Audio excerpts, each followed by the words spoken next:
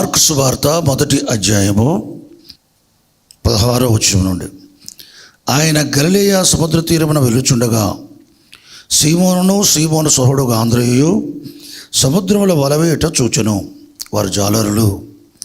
యేసు, నా వెంబడి రండి, నేను మిమ్మును మనుషుల పట్టు జాలరుగా చేసేదని వారితో చెప్పాను. వెంటనే వారు వలలు విడిచి ఆయన వెంబడించిరి. ఆయన ఇంకా కొంత దూరం వెళ్ళి జెబెదయి కుమారుడు యాకోబును అతడి సహోదరుడు యోహానును చూచెను. వారు దూరంలో ఉండి తమ వలలు బాగు చేసుకుని చూడిరి. వెంటనే ఆయన వారిని పిలవగా వారు తమ తండ్రి అయిన జెబెదయిని దూరంలో జీతగానుల యొద్ద విడిచిపెట్టి ఆయన వెంబడించిరి. దేవునికి స్తోత్రం, దేవుని మహిమ కలుగాక. పరిశుద్ధ గ్రంథంలో మనం చూసినట్లయితే యెషయా గ్రంథం 7వ అధ్యాయం 14వ వచనంలో, ఇదిగో కన్యక గర్భవతి కుమారుకని ఇమ్మానుయేలు పేరు పెట్టబట్ట జరుగుతుందని యెషయా చేత పరిశుద్ధ దేవుడు ప్రవచింపజేశాడు. కన్యక గర్భాన పుట్టబోయే యేసు ప్రభు గురించి. ఆ తర్వాత అదే యెషయా ప్రవక్త వలన 9వ అధ్యాయము 6వ వచనంలో చూస్తే, ఏలయనగా మనకు శిశువు పుట్టెను, మనకు కుమారుడు అనుగ్రహించబడెను, అనగా ఇజ్రాయేళ్లకు యూదులలో పుట్టబోయే యేసు ప్రభు గురించి మనకు అని ప్రవక్త చెప్తున్నాడు. ప్రవక్త యూదుడు, యూదాకు రాస్తున్నాడు. ఇజ్రాయేల్ జనాంగానికి, యూదా జనాంగానికి, దేవుని జనాంగానికి రాస్తున్నాడు. ఏలయనగా మనకు శిశువు పుట్టాడు. కాబట్టి అపోస్తలుడు పౌలు చెప్తున్నాడు రోమా 9:4-5 వచనాల్లో, వీరు ఇజ్రాయేలీలు, దత్తపుత్రత్వం వీరిది, వాగ్దానాలు వీరివి, నిబంధనలు వీరివి, అర్చనాచారాదులు వీరివి, పితరులు వీరివారు, శరీరాన్ని బట్టి క్రీస్తు ఇజ్రాయేల్ అయిన వీరిలో పుట్టాను. కాబట్టి ఇజ్రాయేల్కి రాయబడి ఈ ప్రవక్తల గ్రంథం ఏమని చెప్పుకొచ్చాడు ఆ రోజులో? మనకు పుట్టారు, మనకు కుమారుడు అనుగ్రహింపబడను, ఆయన భుజాల మీద రాజ్యభారం ఉంది, ఆయన ఆశ్చర్యకరుడు, ఆలోచనకర్త, బలవంతుడైన దేవుడు. ఎవరి గూర్చి శిశువు అని చెప్పబడుతుందో, ఎవరి గూర్చి కుమారుడు అని చెప్పబడుతుందో, ఎవరి భుజాల మీద రాజ్యభారం ఉందని చెప్పబడుతుందో ఆయన దేవుడు అని చెప్తున్నాడు. తర్వాత నిత్యుడగు తండ్రి. ఈ వచనంలో ప్రవక్త ఒకే ఒక వ్యక్తిని గూర్చి కుమారుడు అని చెప్పాడు. ఆయనే నిత్యుడగు తండ్రి అని కూడా చెప్తున్నాడు. కుమారుణ్ణి తండ్రి అంటున్నాడు, కుమారుణ్ణి దేవుడు అంటున్నాడు. సమాధానకర్తయగు అధిపతి అని పేరు పెట్టబడును. అంటే ఇజ్రాయేల్ శరీరాన్ని బట్టి క్రీస్తు కన్యకైన మరియ గర్భాన పుట్టినప్పుడు ఆయనకి పెట్టబడే పేరు గురించి చెప్పుకొచ్చాడు. ఈ పేరులో ఏమని పెడతారో, ఇమ్మానుయేలు, దేవుడు మనకు తోడు, ఆయన ఆశ్చర్యకరుడు, ఆలోచనకర్త, బలవంతుడైన దేవుడు, నిత్యుడగు తండ్రి, సమాధానకర్తకు అధిపతి అని పేరు పెట్టబడును. కానీ మరియ గర్భాన పరిశుద్ధాత్మలో యేసు ప్రభు బెత్లెహేములో పుట్టినప్పుడు యేసేపు మరియలు మరియ గర్భాన పరిశుద్ధాత్మలో పుట్టిన ప్రభువుకి శిశువుగా కనపడుతూ ప్రభువుకి గర్భమందు ఆయన పడక మనుపు దేవదూత చేత తెలబడిన యేసు అనే పేరును ఆయనకు పెట్టిరి. చూడండి, ప్రవక్తలు పరలోకమైన దేవుడు తండ్రి ఆయన కుమారుడుగా కన్య గర్భాన్ని లోకానికి రాబోయే విషయం, శిశువుగా కుమారుడుగా ఆయన రాబోయే విషయం చెప్పుకొచ్చాడు. ఆయన భుజాల మీద రాజ్య భారం ఉంది. దేనికి స్తోత్రం. బైబిల్ ఏమని చెప్తా ఉంది? మార్కు సువార్త 1వ అధ్యాయం 14వ వచనం చూస్తే, బాప్తిస్మము ఇచ్చి యోహాను చెరపట్టబడిన తర్వాత యేసు ప్రభు సువార్త ప్రకటించడం ప్రారంభించాడు, దేవుని వాక్యం బోధించడం ప్రారంభించాడు. యేసు ఏమంటున్నాడు? ప్రభు, కాలము సంపూర్ణమై ఉన్నది, దేవుని రాజ్యం సమీపించి ఉన్నది, మారు మనసు పొంది సువార్త నమ్మడని చెప్పుచు దేవుని సువార్త ప్రకటించు గలిలయకు వచ్చాను. యెషయా 9:6లో చెప్పినట్టుగా మనకు అనుగ్రహించబడ్డ శిశువు, మనకు అనుగ్రహించబడ్డ కుమారుడు, ఆయన భుజం మీద రాజ్యభారం ఉందన్నాడు. ఏ రాజ్యభారం? దేవుని రాజ్యభారం. దేవుని యొక్క ఆలోచన ఏంటంటే ఈ లోక రాజ్యాలు దేవుని రాజ్యంగా అయిపోవాలి. ఈ లోకాన్ని దేవుడు సృష్టించాడు. కనబడే ఆకాశము, సూర్యచంద్ర నక్షత్రాలని, భూమిని, భూమి మీద ఉన్న సమస్త వాటిని, సముద్రములో ఉన్న ప్రతి దానిని దేవుడు సృష్టించాడు. సృష్టించబడదు ఏదున్నా అది దేవుని వల్ల సృష్టించబడదు. దేవునికి స్తోత్రం. దేవుడు సృష్టించదు గాక మరొకటి లేదు. ఇది చూడండి, దేవుడు సృష్టించిన ఈ లోకం దేవుని రాజ్యం, ఒక స్థలం.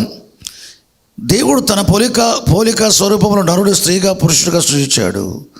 దేవుని రాజ్య సంబంధులు. భూమి మీద దేవుని రాజ్యం, ఆదామవలు పరిశుద్ధులు. దేవుని రాజ్యం, వారు ఉండే స్థలం ఈ భూమి దేవుని రాజ్యం. సాతానుడు ఆదామవలను శోధించినందున, దేవుని ఆజ్ఞను అతిక్రమించినందుకు వారు సాతాన్ని వెంబడించువారుగా స్వాభావికంగా చేయబడ్డారు. ఆ తర్వాత వచ్చే తరాలు కూడా స్వాభావికంగా క్రియాపరంగా సాతాను పోలి లోకంలో జీవించారు. అనగా దేవుడు సృష్టించిన నరుడు ఎప్పుడు దేవునికి విధేయుడైపోయాడో వారి ద్వారా లోకంలో పాపం ప్రవేశించి ఈ లోకరాజ్యాలు దేవుని రాజ్యమైన రాజ్యం అది దెయ్యపు రాజ్యంగా మారింది. పాపం చేసే మనుషులు భూమి మీద ఉన్నారంటే ఇది దయ్యాల రాజ్యం, సాతాను రాజ్యం. సాతానుకు ఒక రాజ్యం ఉంది అని యేసుప్రభు చెప్పాడు. మత్తయి సువార్త 12వ అధ్యాయంలో చూస్తే సాతాను ఎలాగూ వెళ్ళగొట్టును, అట్లయితే వాని రాజ్యం ఎలాగూ నిలుచును అన్నాడు యేసుప్రభు. కాబట్టి ప్రభు చెప్పిన మాట, దేవునికి రాజ్యం ఉన్నట్టుగా సాతానికి రాజ్యం ఉన్నది. ఒరిజినల్గా సాతాను రాజ్యం ఎవరయ్యా అంటే, ఒకప్పుడు పరలోకంలో పరిశుద్ధ దూతలుగా ఉండి లూసిఫర్ అనే ఈ సాతానుతో పాటు పరిశుద్ధ దూతగా ఉన్నప్పుడు దేవునికి అవిధేయులైనందున, తిరుగుబాటు చేసినందున పరలోకం నుండి వారు నెట్టివేయబడగా వారందరూ సాతాను శక్తులు దయ్యాలుగా మారిపోయారు. అది సాతాను రాజ్యం. పడిపోయిన దూతలందరూ కూడా సాతాను రాజ్యం. పరలోకానికి దూరంగా ఈ భూలోకాన్ని సృష్టించి పరిశుద్ధులను సృష్టించాడు, స్త్రీ పురుషుడి. ఇది దేవుని రాజ్యం. సాతానుడు ఈ దేవుని రాజ్యాన్ని తన రాజ్యంగా చేసుకోవటానికి ఏం చేశాడు, తాను దేవుని మీద తిరుగుబాటు చేసినట్టుగా, తన వెంబడించే దూతలు పడిపోయారే వాళ్ళు దేవుని మీద తిరుగుబాటు చేసినట్టుగా దేవుని ప్రజలతో దేవుని మీద తిరుగుబాటు ప్రేరేపించాడు. ఏంటి తిరుగుబాటు అంటే, ప్రవక్త సమూయేలుతో దేవుడైన యెహోవా చెప్పాడు, సమూయేలు, ఐగుప్తులోంచి నా జనులైన ఇజ్రాయేల్ వచ్చుచున్నప్పుడు నిర్నిమిత్తంగా వారిపై దండెత్తి వచ్చారు అమాలేకీయులు. జ్ఞాపకం ఉన్నది. ఆనాడు నేను ప్రమాణం చేశాను మోషే ఎదుట, ఇజ్రాయేల్ ఎదుట, అది గ్రంథంలో రాయించాను. యెహోవా సింహాసనానికి విరుద్ధంగా అమాలేకులు తమ చేతిని ఎత్తారు గనక ఇది మొదలుకొని అమాలేకులకు యెహోవాకు యుద్ధమే, తరతరములు యుద్ధమే. ఆకాశం క్రింద అమాలేకులు ఉంచకుండా తుడిచిపారేస్తారని ప్రమాణం చేశాడు కదా. ఇప్పుడు ఇజ్రాయేలు ఒక రాజ్యంగా ఉన్నారు వాగ్దాన దేశంలో. వారి పాలించడానికి ఒక రాజు ఏర్పరచబడ్డాడు. అతన్ని అభిషేకించి నియమించాను, అతడు సౌలు. కాబట్టి ప్రవక్తల సభ్యులు రాజు అయిన సౌలుతో ఈ విధంగా చెప్పు, యెహోవా తీక్షమైన కోపమును అమాలేకుల విషయంలో నెరవేర్చు, వారు నిర్మూలించే జనులను ఏర్పరచుకొని వెళ్ళి అన్నాడు. చూడండి, సౌలు ఏం చేశాడు, ప్రవక్త ద్వారా వచ్చిన యెహోవా ఆజ్ఞను గైకొనటానికి మనుషులను ఏర్పరచుకొని అమాలేకుల మీదకి యుద్ధానికి పోయాడు. అమాలేకులను అనేకులు నిర్మూలన చేశాడు. క్రొవ్విన పశువులు మాత్రం దేవునికి దొరబలు అర్పించడానికి వాటిని నిర్మూలన చేయలేదు. అమాలేకుల రాజైన అగగును మాత్రం నిర్మూలన చేయలేదు. వాటిని తీసుకుని ఇజ్రాయెల్ దేశానికి వచ్చుచున్నప్పుడు ఈ విషయాన్ని దేవుడైన యెహోవా సమూయేలుకు తెలిపి బాధపడ్డాడు. సౌలును ఇజ్రాయెల్ మీద నేను రాజుగా నియమించినందుకు నేను పశ్చాత్తాపడుచున్నాను. ఇదిగో నా చిత్తానుసారైన ఒక మనుషుడిని కనుగొని ఉన్నానని దావీదు గురించి సమూయేలుకు చెప్పడం జరిగింది.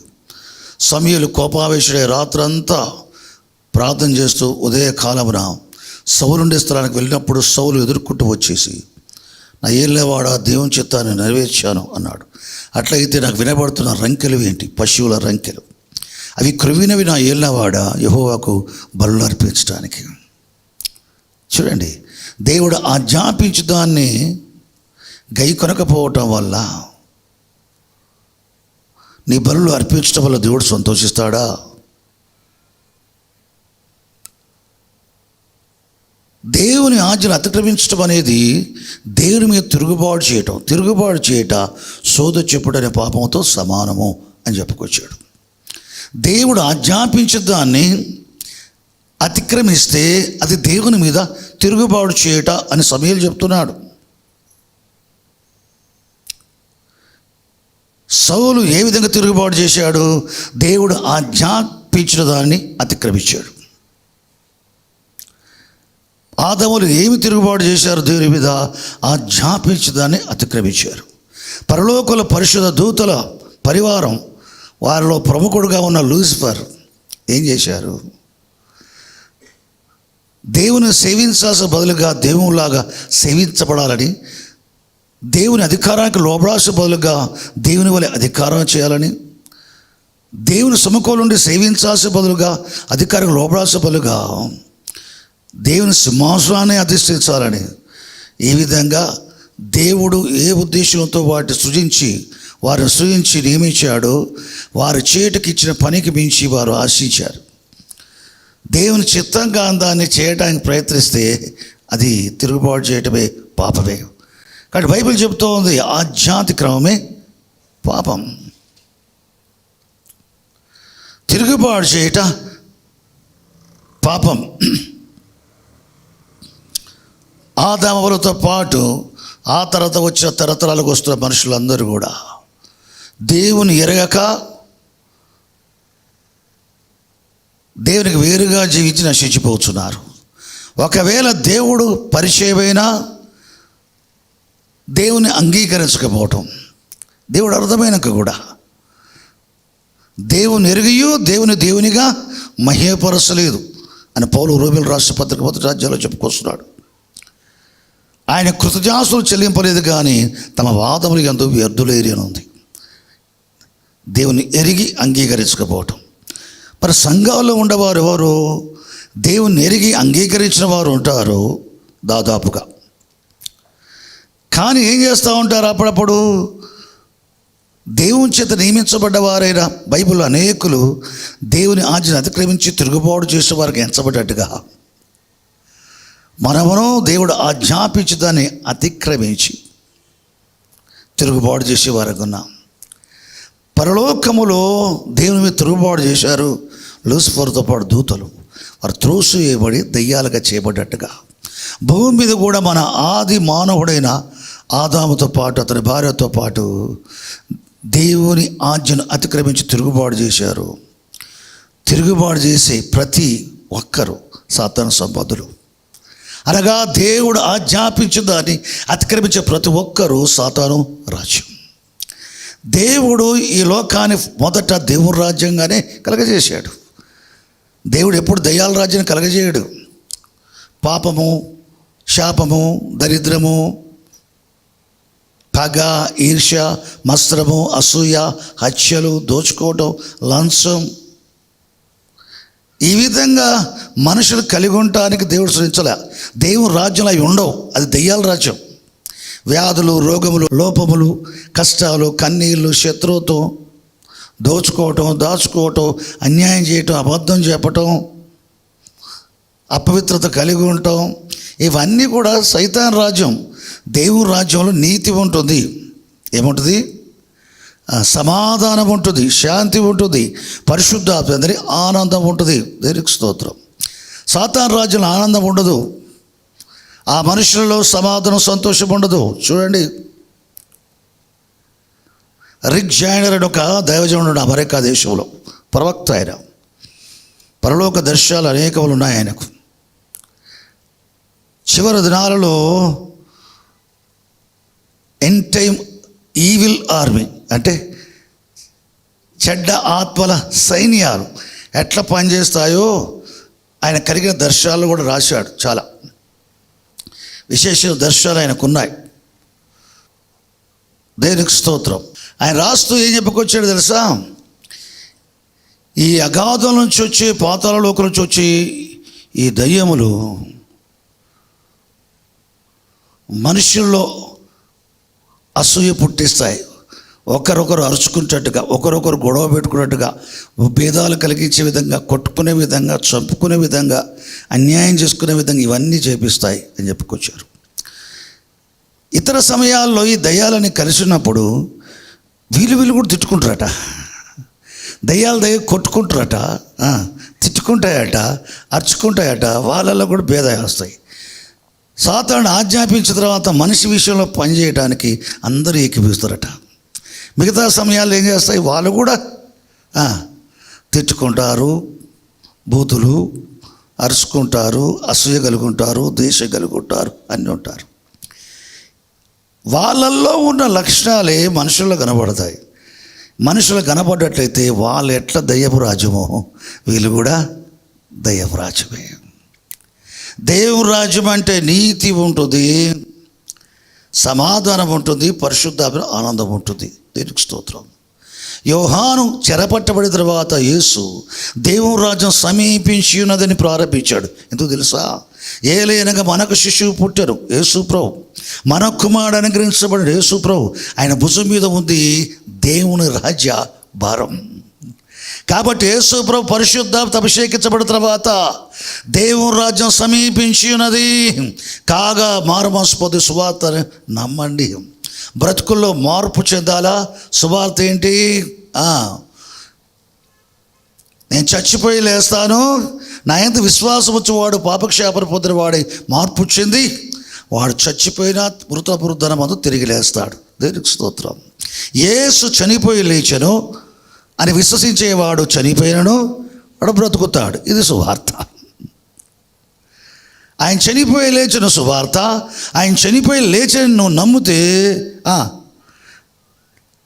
చచ్చిపోయిన నీవు కూడా బ్రతికించబడతావు. అది నీకు సువార్త. అందరికి సువార్త ఎందుకు? అందరూ పాపాన్ని బట్టి చస్తారు, కానీ చచ్చే ముందు యేసు ప్రభువులో విశ్వాసం చావండి, మీరు మరలా బ్రతుకుతారు, మహిమతో లేపబడతారు, పరిశుద్ధులై ఉంటారు, ధన్యులై ఉంటారు, నిత్యము దేవునికి రాజ్యంగా ఉంటారు. దేవునికి స్తోత్రం. యేసు ప్రభు శరధారై ఈ లోకానికి వచ్చాడు. రాజుల రాజు ప్రభుల ప్రభు. ఆయన సర్వాధికారి దేవుడు. పరలోకల సింహాసనాసీనుడై కెరూబులతో, స్వరూపులతో, కోట్ల దూతలతో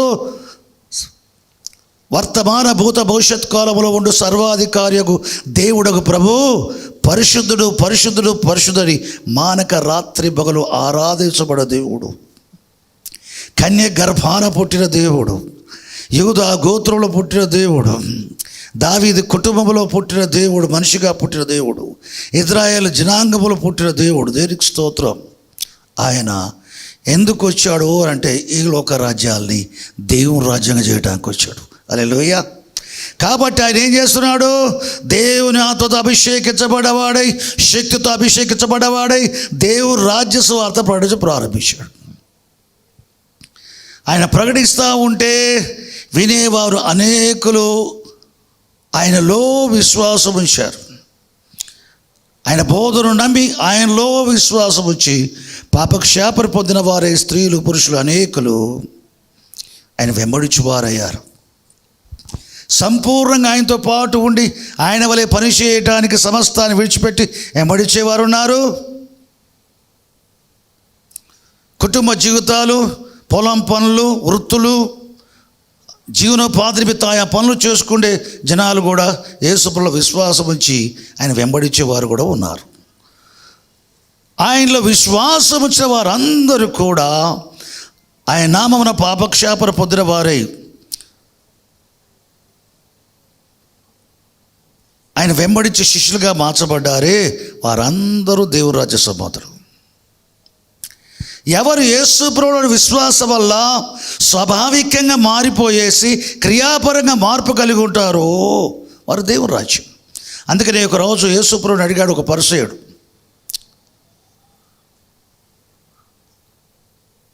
దేవుని రాజ్యం ఎక్కడికి వస్తుంది?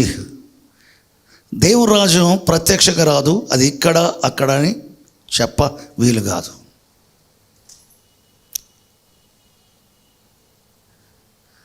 ఫలానా స్థలంలో దేవుని రాజ్యం చెప్పడానికి కాదు అని చెప్పుకొచ్చాడు. ఇక్కడ ప్రభు చెప్పిన మాట స్థలాల గురించి కాదు, మొదట మనుషుడు, తర్వాత స్థలం. చూడండి, దేవుని రాజ్య స్థలం ఇజ్రాయేల్ భూభాగం, నా దేశం అన్నాడు. భూభాగాన్ని కూడా నా దేశం అన్నాడు. కానీ మొదట దేవుడు ప్రాముఖ్యత ఇచ్చింది ఆ దేశంలో ఉంచబడే మనుషులకు ప్రాముఖ్యత ఇచ్చాడు.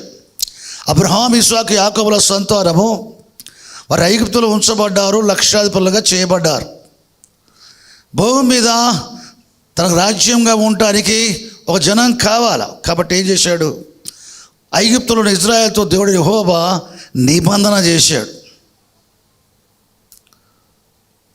రక్తము చిందించబట్ట వల్ల విమోచన ఉంది, పాపక్షాపణ ఉంది. పస్కా పశువు గొర్రె పిల్లను ఐగుప్తులో వధించడం వల్ల చిందించిన రక్తాన్ని బట్టి ఐగుప్తు దాసగృహం నుంచి ఇజ్రాయేలు విమోచించబడ్డారు. విమోచించబడిన ఇజ్రాయేలు ఐగుప్తు దాసగృహంలో ఆయనప కొలివలో నుంచి దేవుడు యెహోవా ఇజ్రాయేల్ను విమోచించను, విడిపించను. వారికి స్వతంత్రులు. వారికి ఐగుప్తులకు మటుకే కాదు, ఎవరికి దాసులు కారు. దేవుడు యెహోవా సీనాయి పర్వతం దిగి వచ్చి మోషే ద్వారా ఇజ్రాయేలుకు చెప్పిన మాట, మీరు భూమి మీద నాకు యాజక రూపమైన రాజ్యం, భూమి మీద దేవుని రాజ్యం, విమోచించబడ్డ ఇజ్రాయేల్, అందరు కాదు, రక్తము చేత విమోచించబడ్డ ఇజ్రాయేలు భూమి మీద దేవుని రాజ్యం. వారి గురించి బైబిల్ చెప్తూ ఉంది. మొదటి కొరింథీయులకు రాసిన పత్రిక 10వ అధ్యాయం 18వ వచనములో శరీర ప్రకారమైన ఇజ్రాయేల్ను చూడుడి అంటాడు. ఇజ్రాయేలు శరీరానుసారమైన ఇజ్రాయేల్. దేవుడు వారికి ధర్మశాస్త్రం ఇచ్చాడు. ఎటువంటి ధర్మశాస్త్రం ఇచ్చాడు? హెబ్రీ పత్రిక 7వ అధ్యాయం 15వ వచనములో శరీర ప్రకారమైన ఇజ్రాయేల్ జనాంగానికి శరీరానుసారముగా నెరవేర్చబడు ఆజ్ఞలు కల ధర్మశాస్త్రమును వారికి ఇచ్చాడు. శరీరానుసారముగా నెరవేర్చబడు ఆజ్ఞలు గల ధర్మశాస్త్రం ఇచ్చాడు. వాటిని బట్టి శరీర ఆచారాలు ఉన్నాయి. వాటిని బట్టి శరీరానికి శుద్ధి కలగజేసే బలి అర్పణలు ఉన్నాయి. శరీరించి ఉత్సహించే పండుగలు ఉన్నాయి. ఆ బలులకు కానీ ఆ పండుగలకు కానీ ఆత్మీయ అర్థాలు ఉన్నాయి. దానివల్ల ప్రయోజనాలు ఉన్నాయి. మొదటి నిబంధన కాలంలో ఇజ్రాయేలుకు ధర్మశాస్త్రాన్ని దేవుడిచ్చాడు. ఆజ్ఞలు గల ధర్మశాస్త్రం అది శరీరానుసారంగా నెరవేర్చబడటకు వీలైన ఆజ్ఞలు గల ధర్మశాస్త్రం. దీన్ని గైకోట వల్ల వరకు వచ్చే ప్రయోజనం ఏంటి? హెబ్రీ రాసిన పత్రిక 9వ అధ్యాయం 13వ వచనం, శారీరక శుద్ధి కలుగును. మేకల యొక్కయు, గొర్రెల యొక్కయు, ఎడ్ల యొక్కయు బలుల రక్తం, ఆవు బుడద చల్లుటయు శారీరక శుద్ధి కలగజేసేలా అంటాడు. అంటే పాత నిబంధన బల రక్తం కూడా ఏం చేస్తుంది? శారీరక శుద్ధి కలగజేస్తుంది. దేనికి స్తోత్రం. కాబట్టి ఇజ్రాయేల్కి ఇచ్చిన విమోచించబడ్డ ఇజ్రాయేల్ పాపం చేసినప్పుడల్లా పాపపార్థ బలులు అర్పిస్తారు, పశ్చాత్తాపడుతూ. అపరాధం చేసినప్పుడల్లా అపరాధ పరిహార్థ బలులు అర్పిస్తారు. సమర్పణ లోపించినప్పుడు సజీవంగా సమర్పణ సమర్పించుకుంటూ దహన బలులు అర్పిస్తారు. మంచిది. వెలుపల కనబడే బలి కంటే లోపల బలి దేవునికి ఇష్టమైంది. విరిగి నలిగిన మనస్సు, హృదయం విరిగి నలిగిన మనసే దేవునికి ఇష్టమైన బలులు అని బైబిల్ చెప్తుంది. ఎవరు విరిగిన హృదయంతో బలులు అర్పిస్తారో లోపల బలి అర్పణకు బాహిక సూచనే అది, అంతే. అయినా దేవుని కృప బట్టి ఏం జరుగుతుంది? వారి శరముతో జరిగించే క్రియల పాపాన్ని కప్పివేయటానికి, తుడిచివేయటానికి, శారీరక సంబంధ అపవిత్రతను శుద్ధీకరించడానికి ఈ పాత నిబంధన కాలంలో బలు రక్తం పనిచేస్తూ ఉంది.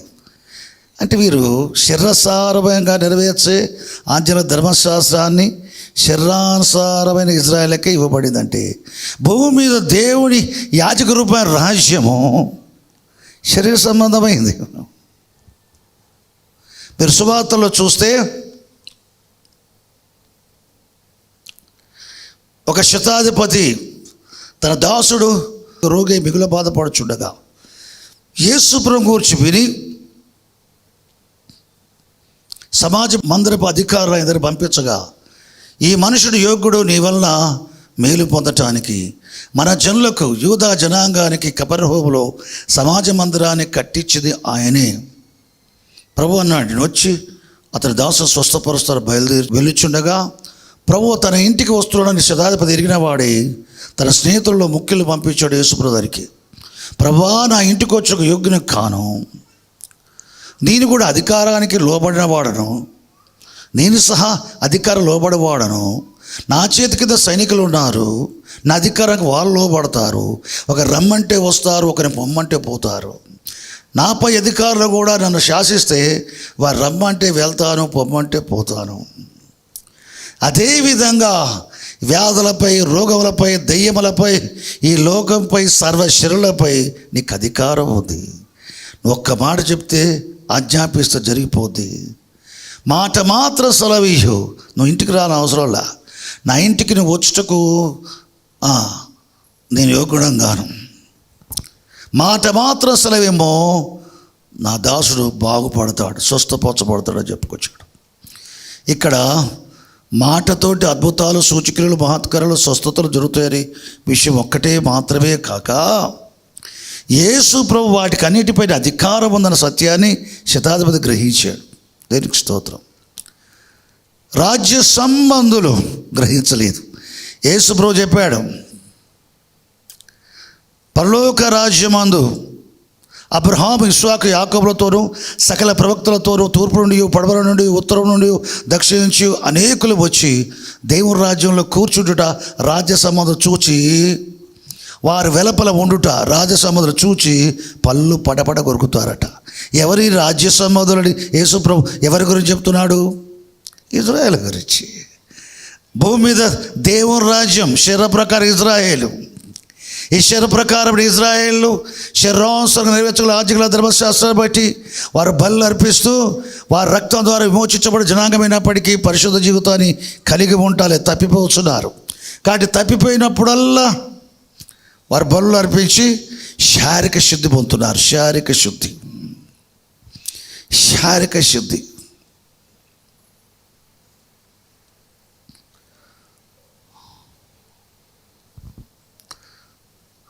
దేవుడు శరదారి రావాల్సి వస్తుంది. శరీరీత్యా ఒక పరిశుద్ధమైన కన్య కావాలా. దేవుడు అనాది కాలం నుంచి జల్లెడబట్టగా యేసేపు మరియల తరం వచ్చింది. కన్యకైన మరియ శరీరీత్యా పరిశుద్ధ దేవుడు పరిశుద్ధ మానవ శరీరకారుతో వచ్చుటకు వీలుగా శారీరక సంబంధమైన జీవితంలో సంపూర్ణంగా కనపడింది కన్యకైన మరియ. అయినా కానీ ఆదాము చేసిన ఆధ్యాత్మిక క్రమం బట్టి అందరిలో పాపపు రక్తం ఎట్లా ఉందో కన్యకైన మరియలో కూడా ఉంది. దేవుడు పరిశుద్ధాత్మల మరియ గర్భాన శరీరాన్ని నిర్మించుకొని పుట్టేటప్పుడు మరియ రక్తమాంసాలలో ఏమాత్రం ఆయన పాలివాడు కాలేదు.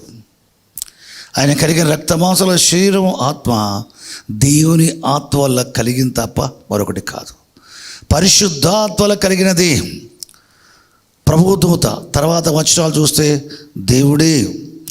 దేవుడే స్వప్నమందు యోసేపునకు ప్రత్యక్షమై, దావీదు కుమారుడు యోసేపు,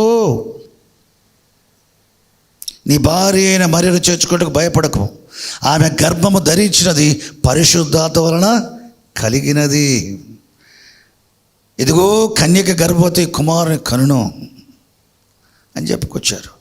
ఆ ప్రవచనం నెరవేర్పిది. దేనికి స్తోత్రం. దేవుడు ఆత్మ ఆయన శరీరధారై వచ్చుటకు ఒక పర్ఫెక్ట్ శరీరం కావాలా. దేవుడు అబ్రహామును ఏర్పరచుకొని ఒక జనం చేశాడు. ఆ జనాన్ని 12 గోత్రాల వరకు చేశాడు. ఆ 12 గోత్రాల్లో ఒక గోత్రం అనుకూలం కనపడదు. యూదా గోత్రం ఏర్పరచుకున్నాడు. యూదా గోత్రంలో అనేక వంశాలు ఉన్నాయి. దావీదు వంశాన్ని ఏర్పరచుకున్నాడు. దావీదు వంశంలో అనేక కుటుంబాలు ఉన్నాయి. దావీదు కుటుంబాన్ని ఏర్పరచుకున్నాడు. వీళ్ళు అనేకులు ఉన్నారు. దాంట్లో మరియను ఏర్పరచుకున్నాడు. చూడండి, జల్లెడ పడ్డగా కాలక్రమేణా ధర్మశాస్త్ర ప్రవక్త లేఖనాలను అనుసరించి దేవుని కృపను అనుసరించి దేవుడు పరిశుద్ధమైన శరీరముతో పుట్టడానికి వీలైన కన్యక శరీరమందు పవిత్రాలు గుండా ఆమె కనబడింది. ఆమె చెప్పే మాట గబ్రియేలు దూతతో, నువ్వు కుమారుని కంటావు, యేసుని పేరు పెడతావంటే నేను పురుషుని ఎరగనిదానని ఇది నాకు ఎలాగో సంభవించడం. ఈ సంఘటన ఎందుకు జరిగిందంటే మనకు అందరికీ తెలవబడటానికి. శరీరీత్యా ఆమె పర్ఫెక్ట్గా ఉన్నది. శరీరీత్యా దేవునికి స్తోత్రం. దేవుడు శరధార రావటానికి వీలుగా జరిగింది. వచ్చిన ఆయన గురించి ఆయన భుజం మీద రాజ్యభారం ఉంది. ఇప్పుడు రాజు వచ్చాడు, ఆయన భుజం మీద రాజ్యభారం ఉంది. ఆయన ఏం చేస్తున్నాడు? దేవుని రాజ్యం సమీపించినది కాగా సువార్త పడితే చెప్పుకొస్తున్నాడు. విశ్వసించి వెంబడించే వారందరూ దేవుని రాజ్యం. విశ్వసించే వారు ఏం జరుగుతూ ఉంది? వారు పాపక్షాపన పొందిన వారుగా చేయబడుతున్నారు. క్రీస్తులో విశ్వాసం వచ్చిన వారందరూ దేవుని పిల్లలకు అధికారం పొందారు. క్రీస్తులోని విశ్వాసాల పాపులు క్షమించబడి దేవుని పిల్లలుగా మార్చబడితే, పాపులు క్రీస్తులోని విశ్వాసాల పరిశుద్ధులుగా చేయబడితే, ఏ పాపులు పరిశుద్ధులుగా చేయబడ్డారో భూమి మీద వారు దేవునికి ఆత్మ సంబంధమైన రాజ్యం. నీకోదేము ఉన్నాడు, ఆయన పరిశీలన తెగ చెందినవాడు, ఇజ్రాయేలుకు బోధకుడు. అతడు వృద్ధుడైన మనుషుడు. అనేక సంవత్సరాల నుంచి ధర్మశాస్త్రమును ఇజ్రాయేలుకు బోధించే బోధకుడు. యేసు ప్రభువును గూర్చి విన్నాడు. తను మట్టుకేగా తన పరిసయ్యులు సద్దుకులు అందరూ విన్నారు. విని యేసు ప్రభువును కలుసుకోవటానికి రహస్యముగా ఆయన ఉన్న ఇంటికి వచ్చేసి ప్రభువును కలుసుకొని, బోధకుడా, నువ్వు దేవుని చేత పంపబడిన బోధకుడు అని మేము ఎరుగుదము. ఏలైనగా దేవుడు ఒకరికి తోడేంటి తప్ప నువ్వు చేయుచున్న సూచకులు ఎవరు చేయలేరు.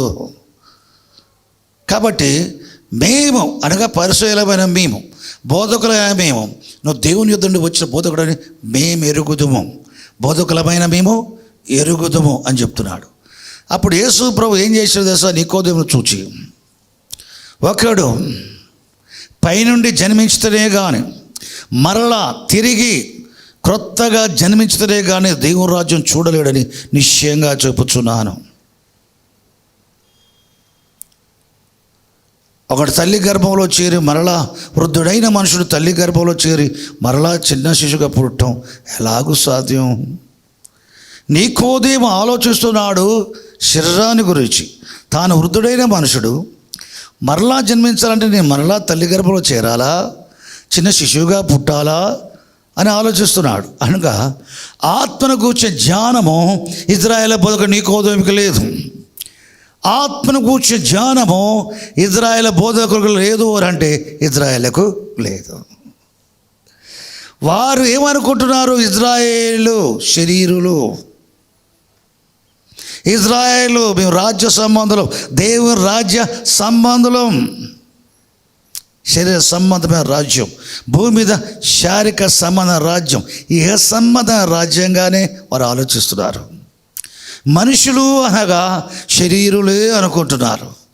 ఇజ్రాయేల్ అందరూ అట్లే ఉన్నారా? అట్లే ఉన్నారు. నీకు ఎట్లా తెలుసు? అబ్రాహాం రాజు పాస్టర్ వాళ్ళ బోధకుడు అట్లున్నాడు కదా. బోధకుడు ఎట్లుంటారో ఆయన బోధ వినే వారందరూ కూడా అట్లే ఉంటారు. నికోదేము చెప్పిన మాట తన ఒక్కని గురించి చెప్పలేదు. మేమందరము ఎరిగి ఉన్నాం, తెలుసుకొని ఉన్నాం, నువ్వు దేవుని చేత పంపబడ్డ బోధకుడు అని. కానీ ఇక్కడ యేసు ప్రభు చేస్తుంది ఏం తెలుసా? ఆయన రాజ్య సువార్త ప్రకటిస్తున్నాడు. ఈ రాజ్య సువార్తలో పాపులు క్షమించబట్టవే కాదు, వారు పాపం వారిలో నిరర్ధకం చేయబడుతుంది. పాపంతో పాటు మరణం కూడా నిరర్ధకం చేయబడుతుంది, శాపం నిరర్ధకం చేయబడుతుంది, జీవము అక్షయతమని కనికరించబడుతుంది. ఆత్మలో బ్రతికించబడిన తర్వాత శారీరకంగా చచ్చిపోయినా బ్రతికించబడతారని చెప్పేసి ఈ సువార్త చెప్పడంతో పాటు, దేవునికి స్తోత్రం, దేవుని రాజ్యంలో మరణం లేదు, జీవమే. దేవుని రాజ్యంలో అసమాధానం లేదు, సమాధానమే. అవిశ్రాంతి లేదు, విశ్రాంతి. దేవుని రాజ్యంలో దుర్నీతి లేదు, నీతే. దేవుని రాజ్యములో, ఈ లోక రాజ్యములో ఉన్న సాతాను రాజ్యంలో ఉన్నవి ఉండవు. ఇక్కడ పాపం, మరణం, భయం, వేదన, కొదువ, వ్యాధులు, రోగములు, దయ్యాలు పట్టడం, భార్యాభర్తలు విడిపోవటం, కొట్టుకోవటం, కోర్టులకు వెళ్ళటం, పోలీస్ స్టేషన్కి వెళ్ళటం, అన్నదమ్ములు కొట్టుకోవటం, ఇరిగిపోరుతో కొట్టుకోవడం, చంపుకోవడం, దోచుకోవడం, లంచాలు తీసుకోవడం, ఇవన్నీ దయ్యాల రాజ్యంలో ఉంటాయి. నేను ప్రకటించే దేవుని రాజ్యంలో నీతి, శాంతి, పరిశుద్ధాత్మ ఆనందం, ఇది అనుభవం. దేవుని రాజ్యం యొక్క అనుభవం. దేనికి స్తోత్రం. యేసు ప్రభువు ఆ గడియలోని పరిశుద్ధాత్మ యందు ఆనందించి బహుగా ఆనందించాడు. ఆ దేవుని రాజ్య అనుభవం. విశ్వాసుల వారు అనుభవంలో ఉండే దేవుని రాజ్య అనుభవం ఏంటి? చెప్పనా శక్యమైన మహిమాయుక్తమైన ఆనందం గల వారే సంతోషిస్తారు. చెప్పనాశక్యం, నోటితో చెప్పటానికి సాధ్యం కాని ఆత్మయందరి ఆనందం, పరిశుద్ధాత్మల ఆనందం, రక్షణానందం చెప్పనశక్యము కానీ మహిమాయుక్తమైన, ఈ లోక సంబంధమైనది కాదు, పరలోక సంబంధమైనది, భూమి దేవుని రాజ్య అనుభవం. అదేంటి తెలుసా? యేసుక్రీస్తు ప్రభు నీకోదేమో అనుకున్నట్టుగా శరీరానికి సంబంధించింది కాదు, ఆత్మకు సంబంధించింది. ఆత్మకు సంబంధించింది. శరీరీత్యా బాగున్నారు, ధర్మశాస్త్రం బట్టి ఆనందిస్తున్నారు, బాగుంది. పండుగల బట్టి ఆనందిస్తున్నారు, బాగుంది. పండుగ పేరుతో యూద జనం కూడుకొని ఆనందిస్తున్నారు, బాగుంది. కానీ ఆత్మీయంలో ఆనందం ఉందా? ఆత్మలో ఆనందం ఉందా? ఆత్మలో శాంతి ఉందా? నువ్వు నీతివై ఉన్నావా?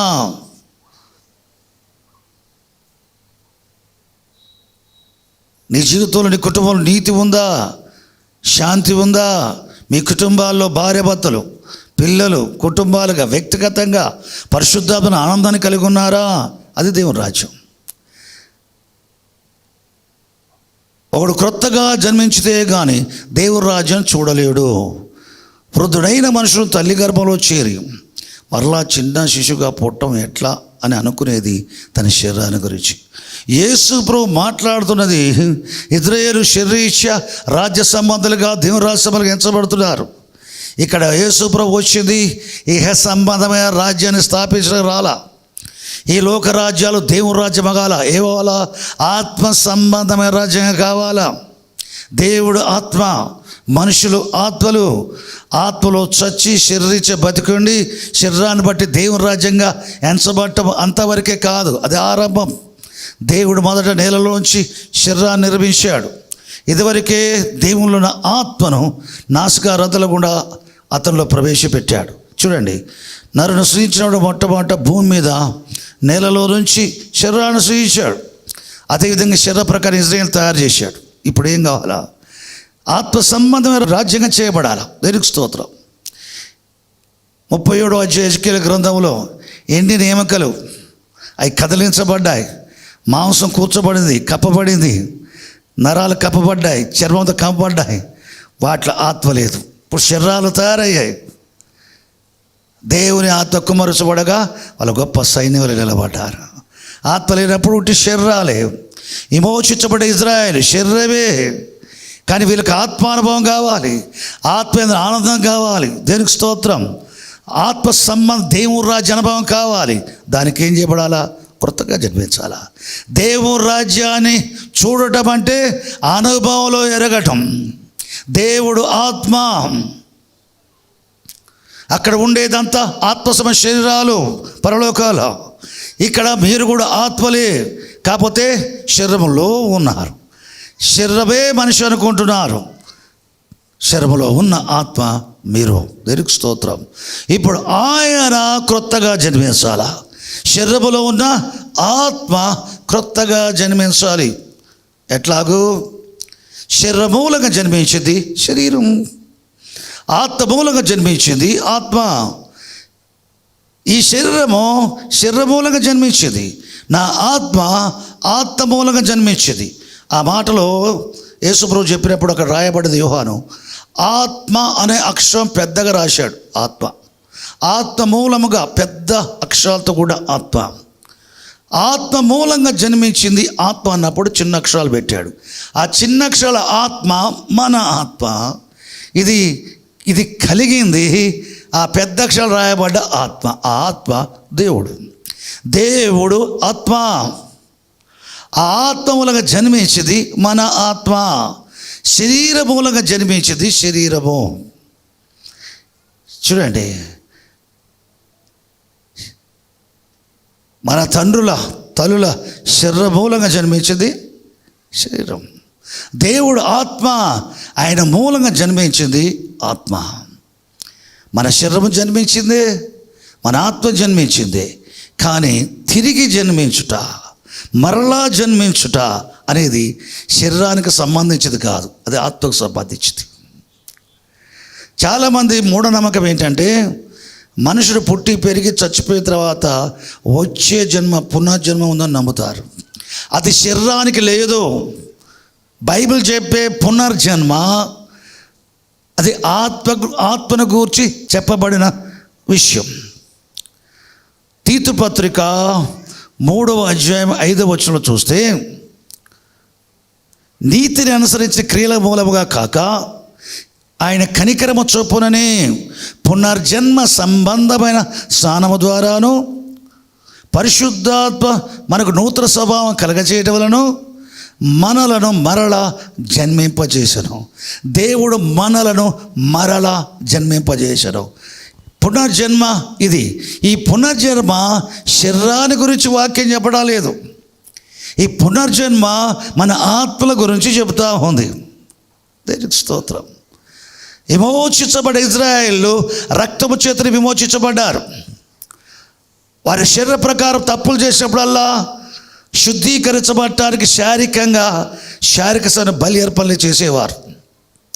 శారీరక శుద్ధి కలుగుతూ ఉంది. కానీ ఆత్మలో పాపము చేయించిన కారణమైన పాప స్వభావం ఆత్మకుందే, అది శుద్ధీకరించబడ్డ జరగటాలేదు. యాజకులు దినదినము అర్పించే బలుల రక్తము పాపాన్ని ఎన్నడూ తీసివేయలేదు. ప్రతి ప్రధాన యాజకుడు ఏటేటా తన అజ్ఞాన కృత్యముల కొరకు, ప్రజల అజ్ఞాన కృత్యముల కొరకు కోడల రక్తము మేకల రక్తము తీసుకొని అతి పరిశుద్ధంలో ప్రవేశించడం, మాటికి అర్పించబడి ఈ బలుల రక్తము పాపాలు ఎన్నటికి తీసివేయబట్ట జరగదు అని చెప్పుకొచ్చింది. శారీరక సంబంధమైన శుద్ధి మాత్రమే కలగజేస్తుంది. పాపము స్వభావం, పాపము చేయించే ఆ స్వభావాన్ని నిర్మూలన చేయబట్టం అనేది పాత నిబంధకాల బలు రక్తంతో జరగదు. కాబట్టి ఇంకా అడుగుతున్నాడు ప్రభు చెప్పే మాట ఏంటంటే, ఈ పునర్జన్మ లేదా మరలా జన్మించడం అది ఆత్మ గురించి.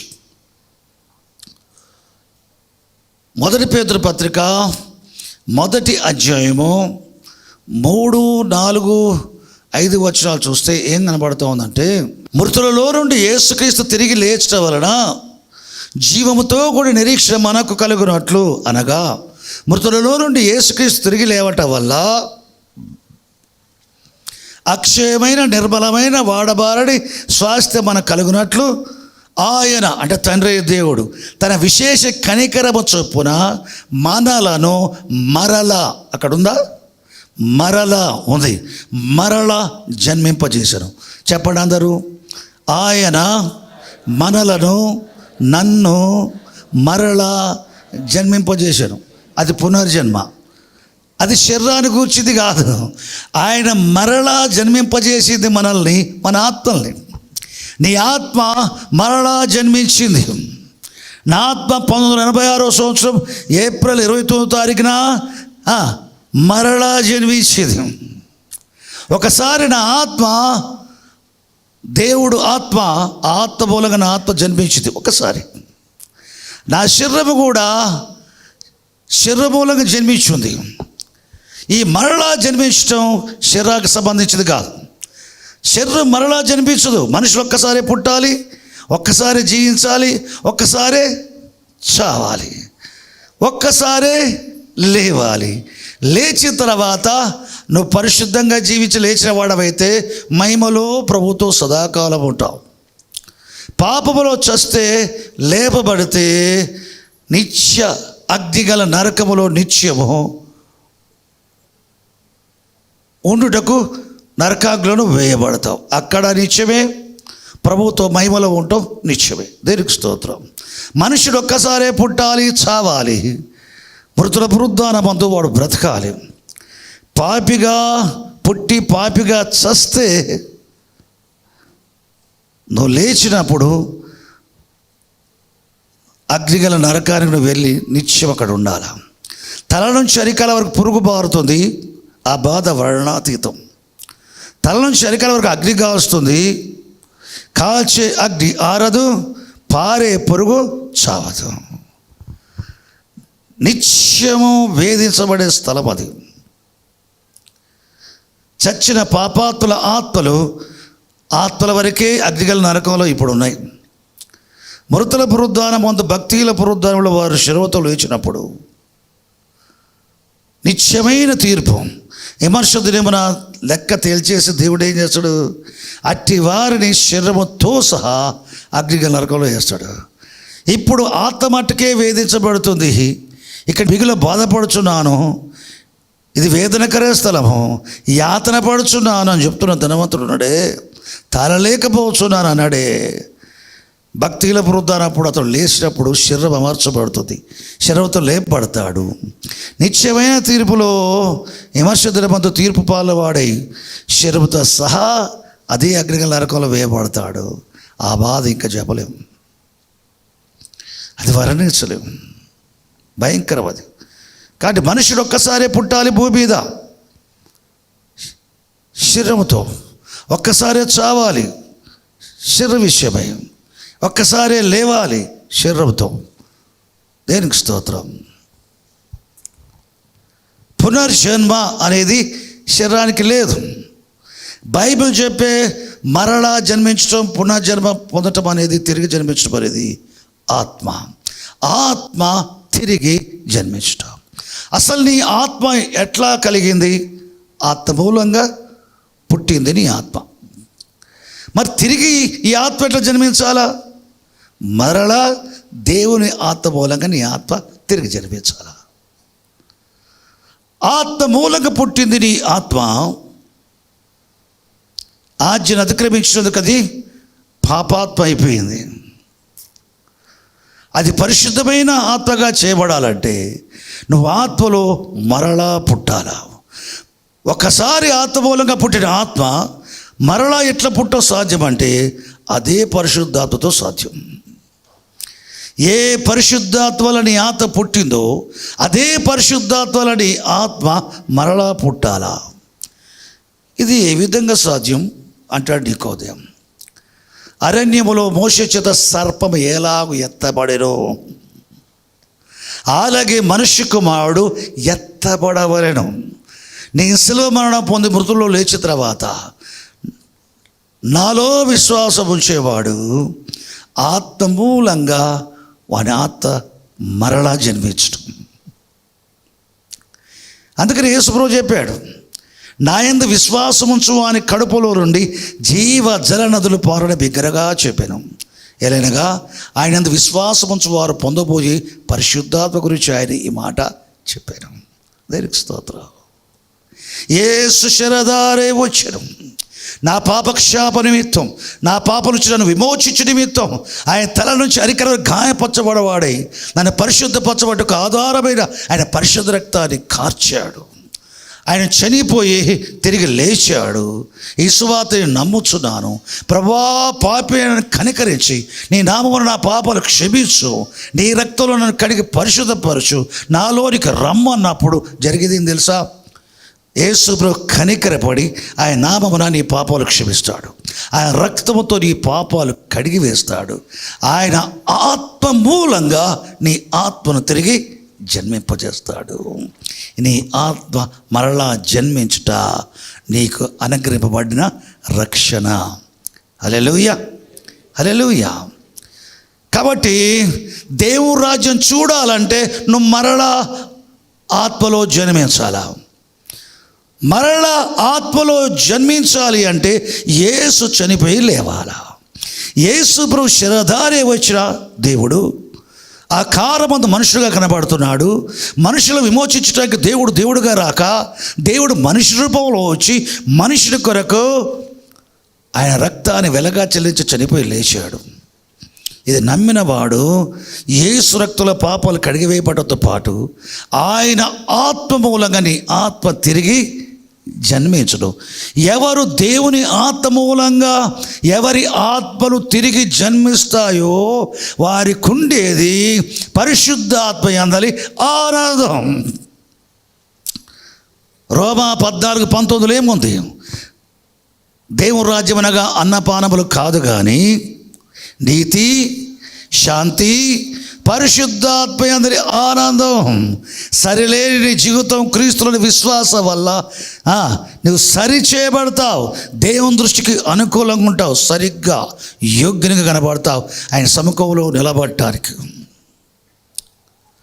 నీతిగా చేయబడతావు. నీ కలిగిన నూతన స్వభావము దేవుని చిత్తానికి వ్యతిరేకంగా చేసే స్వభావం కాదు. ఇక దేవుని దృష్టికి అనుకూలమైన దాన్ని జరిగించడానికి వీలైన సదస్వభావముగా నీకు నూతన స్వభావం ఉంటుంది. అది నీతి. ఇక లోకాలు పాపం కనబడదు. మనుషులందరూ అట్లయిపోతే ఇక సాధారణ రాజ్యం ఉండదు. నీతి వారికి ఉండేది, శాంతి వారికి ఉండేది, పరిశుద్ధాత్మది ఆనందం. ఆయన భుజం మీద రాజ్యభారం ఉన్నది. ఈ రాజ్యం ఏ రాజ్యం? ఈ రాజ్యం. ఈ రాజ్యం.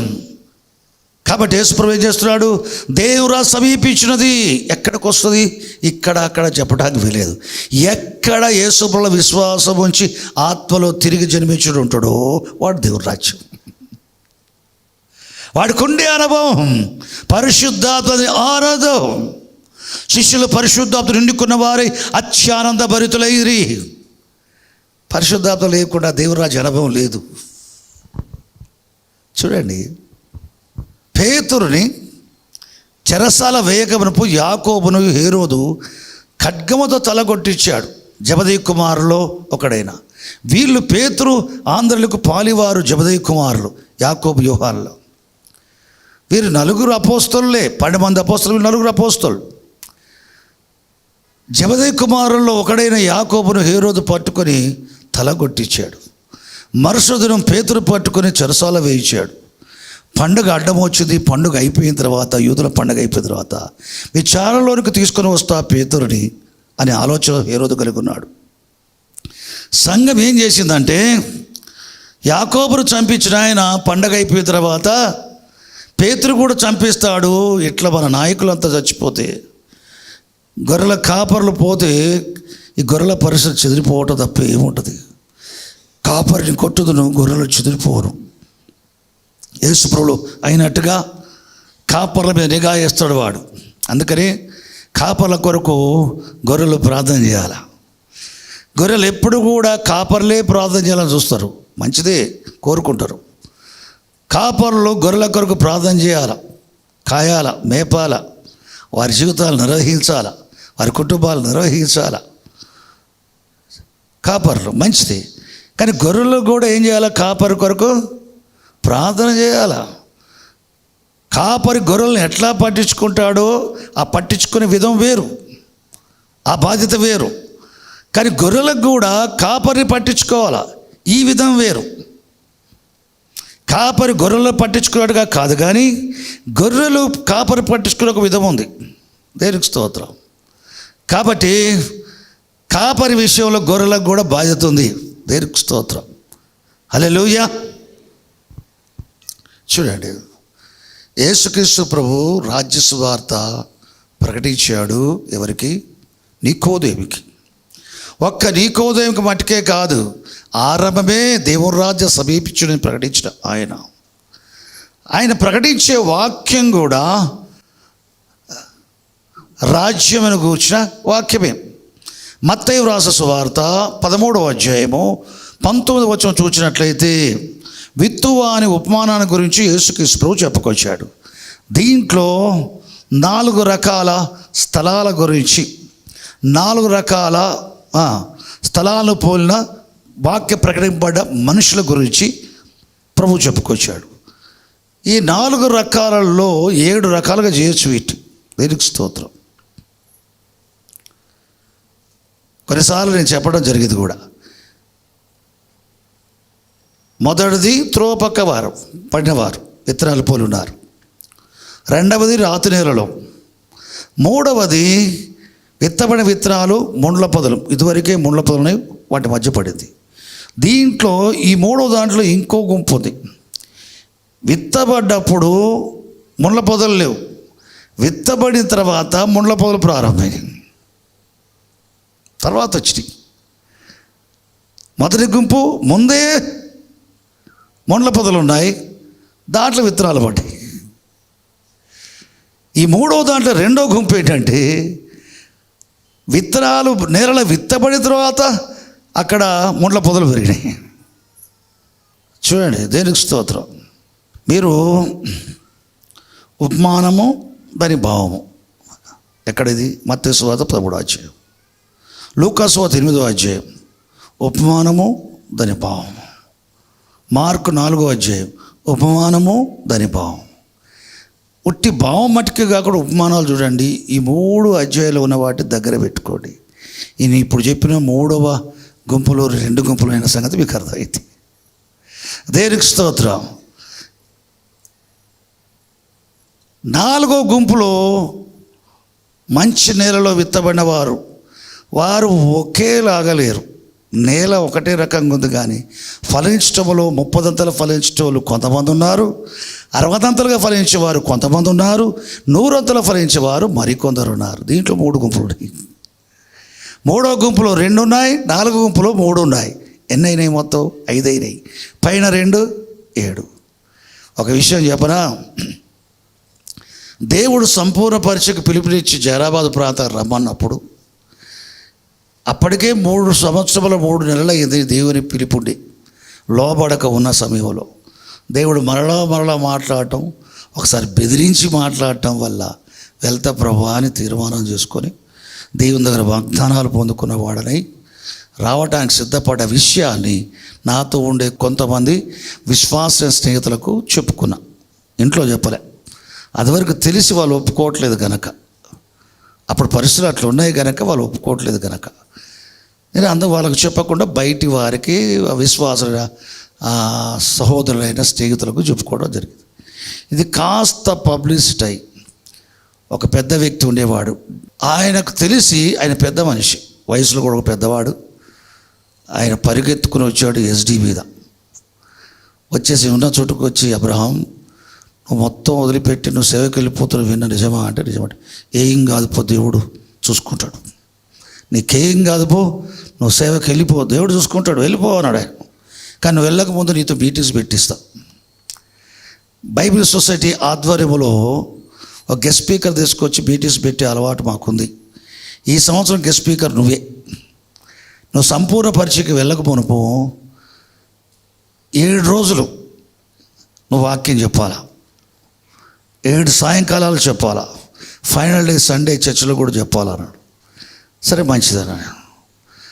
మీటింగ్ స్టార్ట్ అయినప్పుడు నేను తీసుకున్న పోర్షన్ ఏంటంటే విత్తువాని ఉపమానం.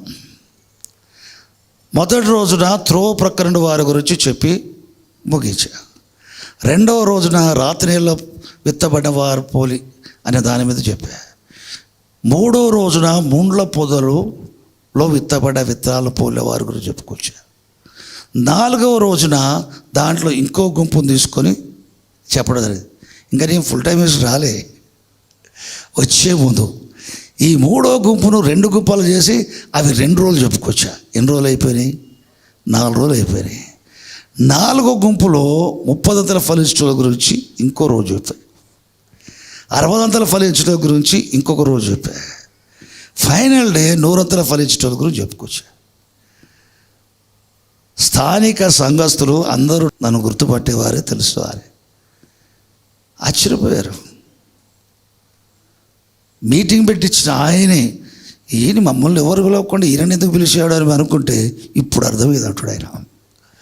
ఒయాసిస్ అని చెప్తాడు అందరికి. ఆయన దేవుడికి ఆ రోజుల్లో దేవుడు 7 గుంపుల్ని ఒక్కొక్క గుంపుగా ఒక్కొక్క రోజు చెప్పినట్టుగా దేవుడు కృపించాడు. అందుకని కొన్ని సందర్భాలు అంట ఒక పోర్షన్ తీసుకుంటూ ఒక సంవత్సరం చెప్పగలను అంటానికి కారణం అది.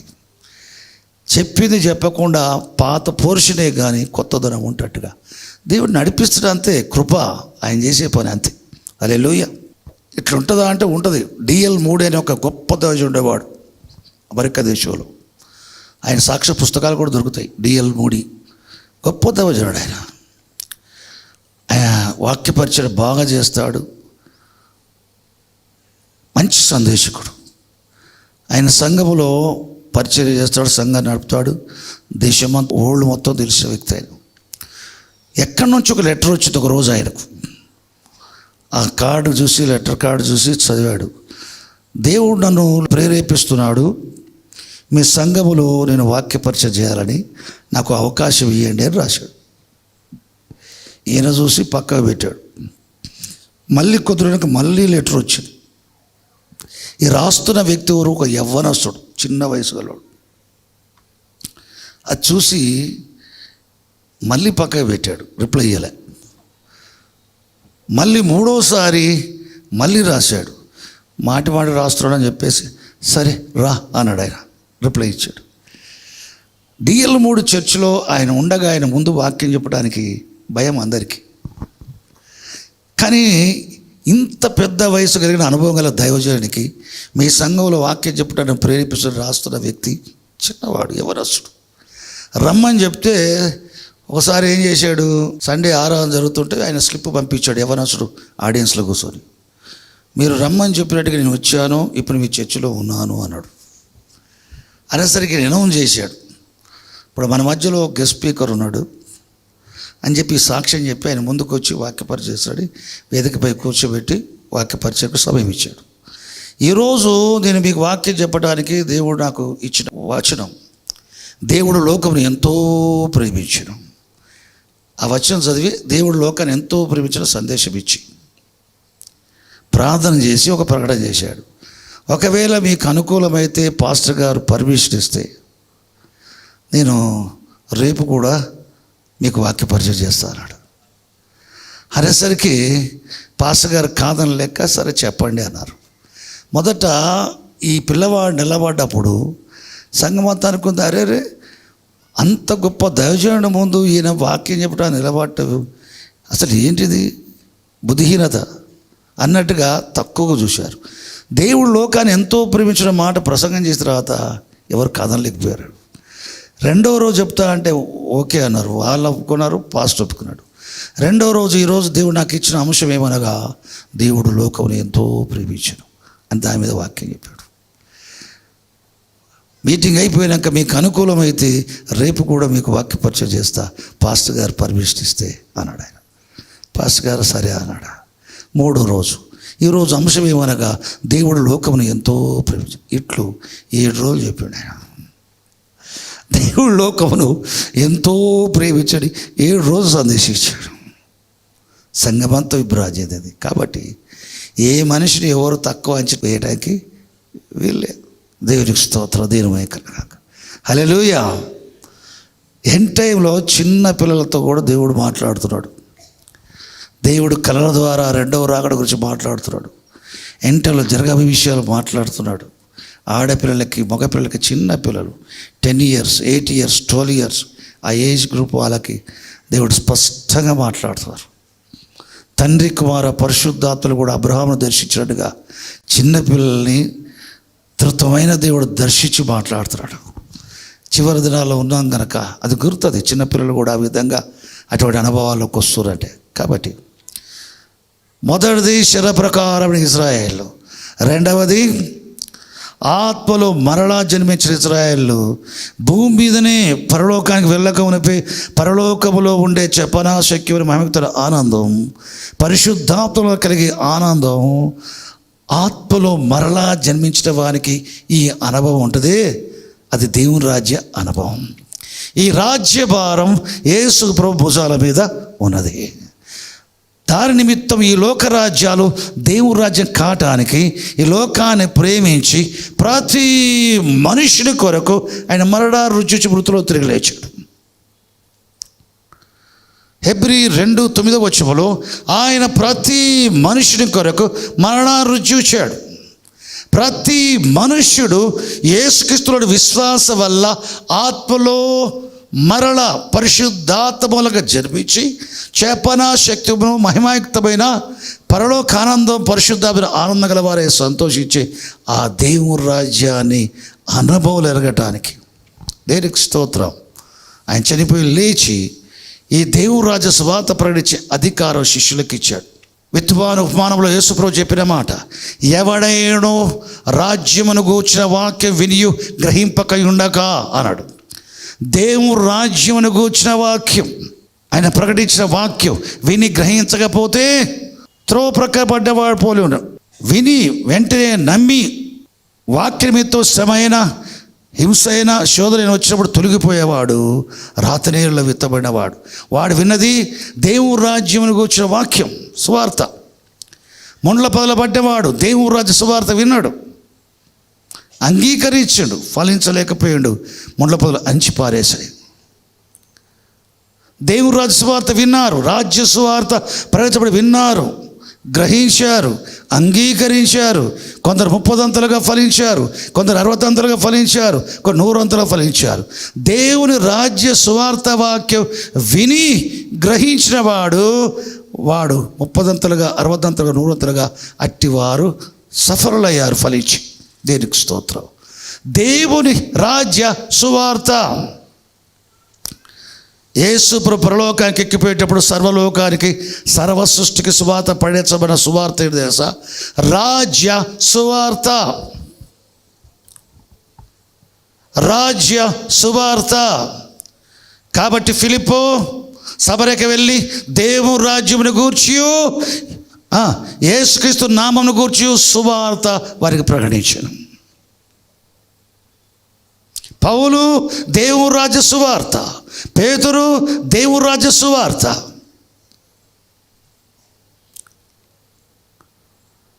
దేవుడి రాజ్య సువార్త. ఈ లోక రాజ్యాలు దేవుని రాజ్య సువార్త, దేవుని రాజ్య సువార్త ప్రకటించబడి అంగీకరించబడితే ఈ లోకరాజ్యం దేవుని రాజ్యం అవుతుంది. యేసు ప్రభువులో ప్రాణం పెట్టి లేచింది ఎందుకంటే ఈ లోక రాజ్యాలు దేవుని రాజ్యం కావాలి. ఏ విధంగా? ఆత్మమూలంగా ఆత్మలు తిరిగి జన్మించడం వలన వాళ్ళు దేవుని రాజ్యం అవుతారు. మనుషులందరూ యేసు ప్రభువులో విశ్వాసం ఉంచితే దేవుని ఆత్మమూలంగా వాళ్ళ ఆత్మలు మరలా జన్మిస్తారు. వారు పరలోక ఆనందాన్ని కలిగి ఉంటారు. పౌలు శీలలో దయ్యాన్ని వెలగొట్టినందుకు వారికి బొండలు సంఖ్యలు వేయబడ్డవారై చెరసాలలో వారు కొట్టబడి గాయపరచబడ్డవారై గాయాలతో ఉన్న శరీరాలతో ఉండగా సంఖ్యలు వేసి చెరసాల నాయకుడు అధికారులు ఏం చేశారు? ఫిలిప్పీ పట్టణంలోని చెరసాలకు తోసేశారు. ఒంటి నిండా దెబ్బలే, గాయాలే. అబ్బా అమ్మ అనలే. పౌలు శరీరాన్ని టచ్ చేసి ఏదైనా చేద్దామా అని శీల ఆలోచించలే. శీల కలిగిన గాయాల గురించి పౌలు ఆలోచించలే. వారు శారీరక సంబంధమైన గాయాలే కానీ చెరసాల పడ్డ విషయమే కానీ వారి ఆలోచన లేదు. వారు చెరసాలలో ఉన్నవారు రక్షించబడాలన్నదే వారి ఆలోచన. వారు ఏం చేస్తున్నారు? ఇద్దరు కలిసి పాటలు పాడుతున్నారు. చూడండి, దేవునికి స్తోత్రం. శ్రమలలో పాడగలవారెవరు పాటలు? వ్యాధులలో పాడగలవారెవరు?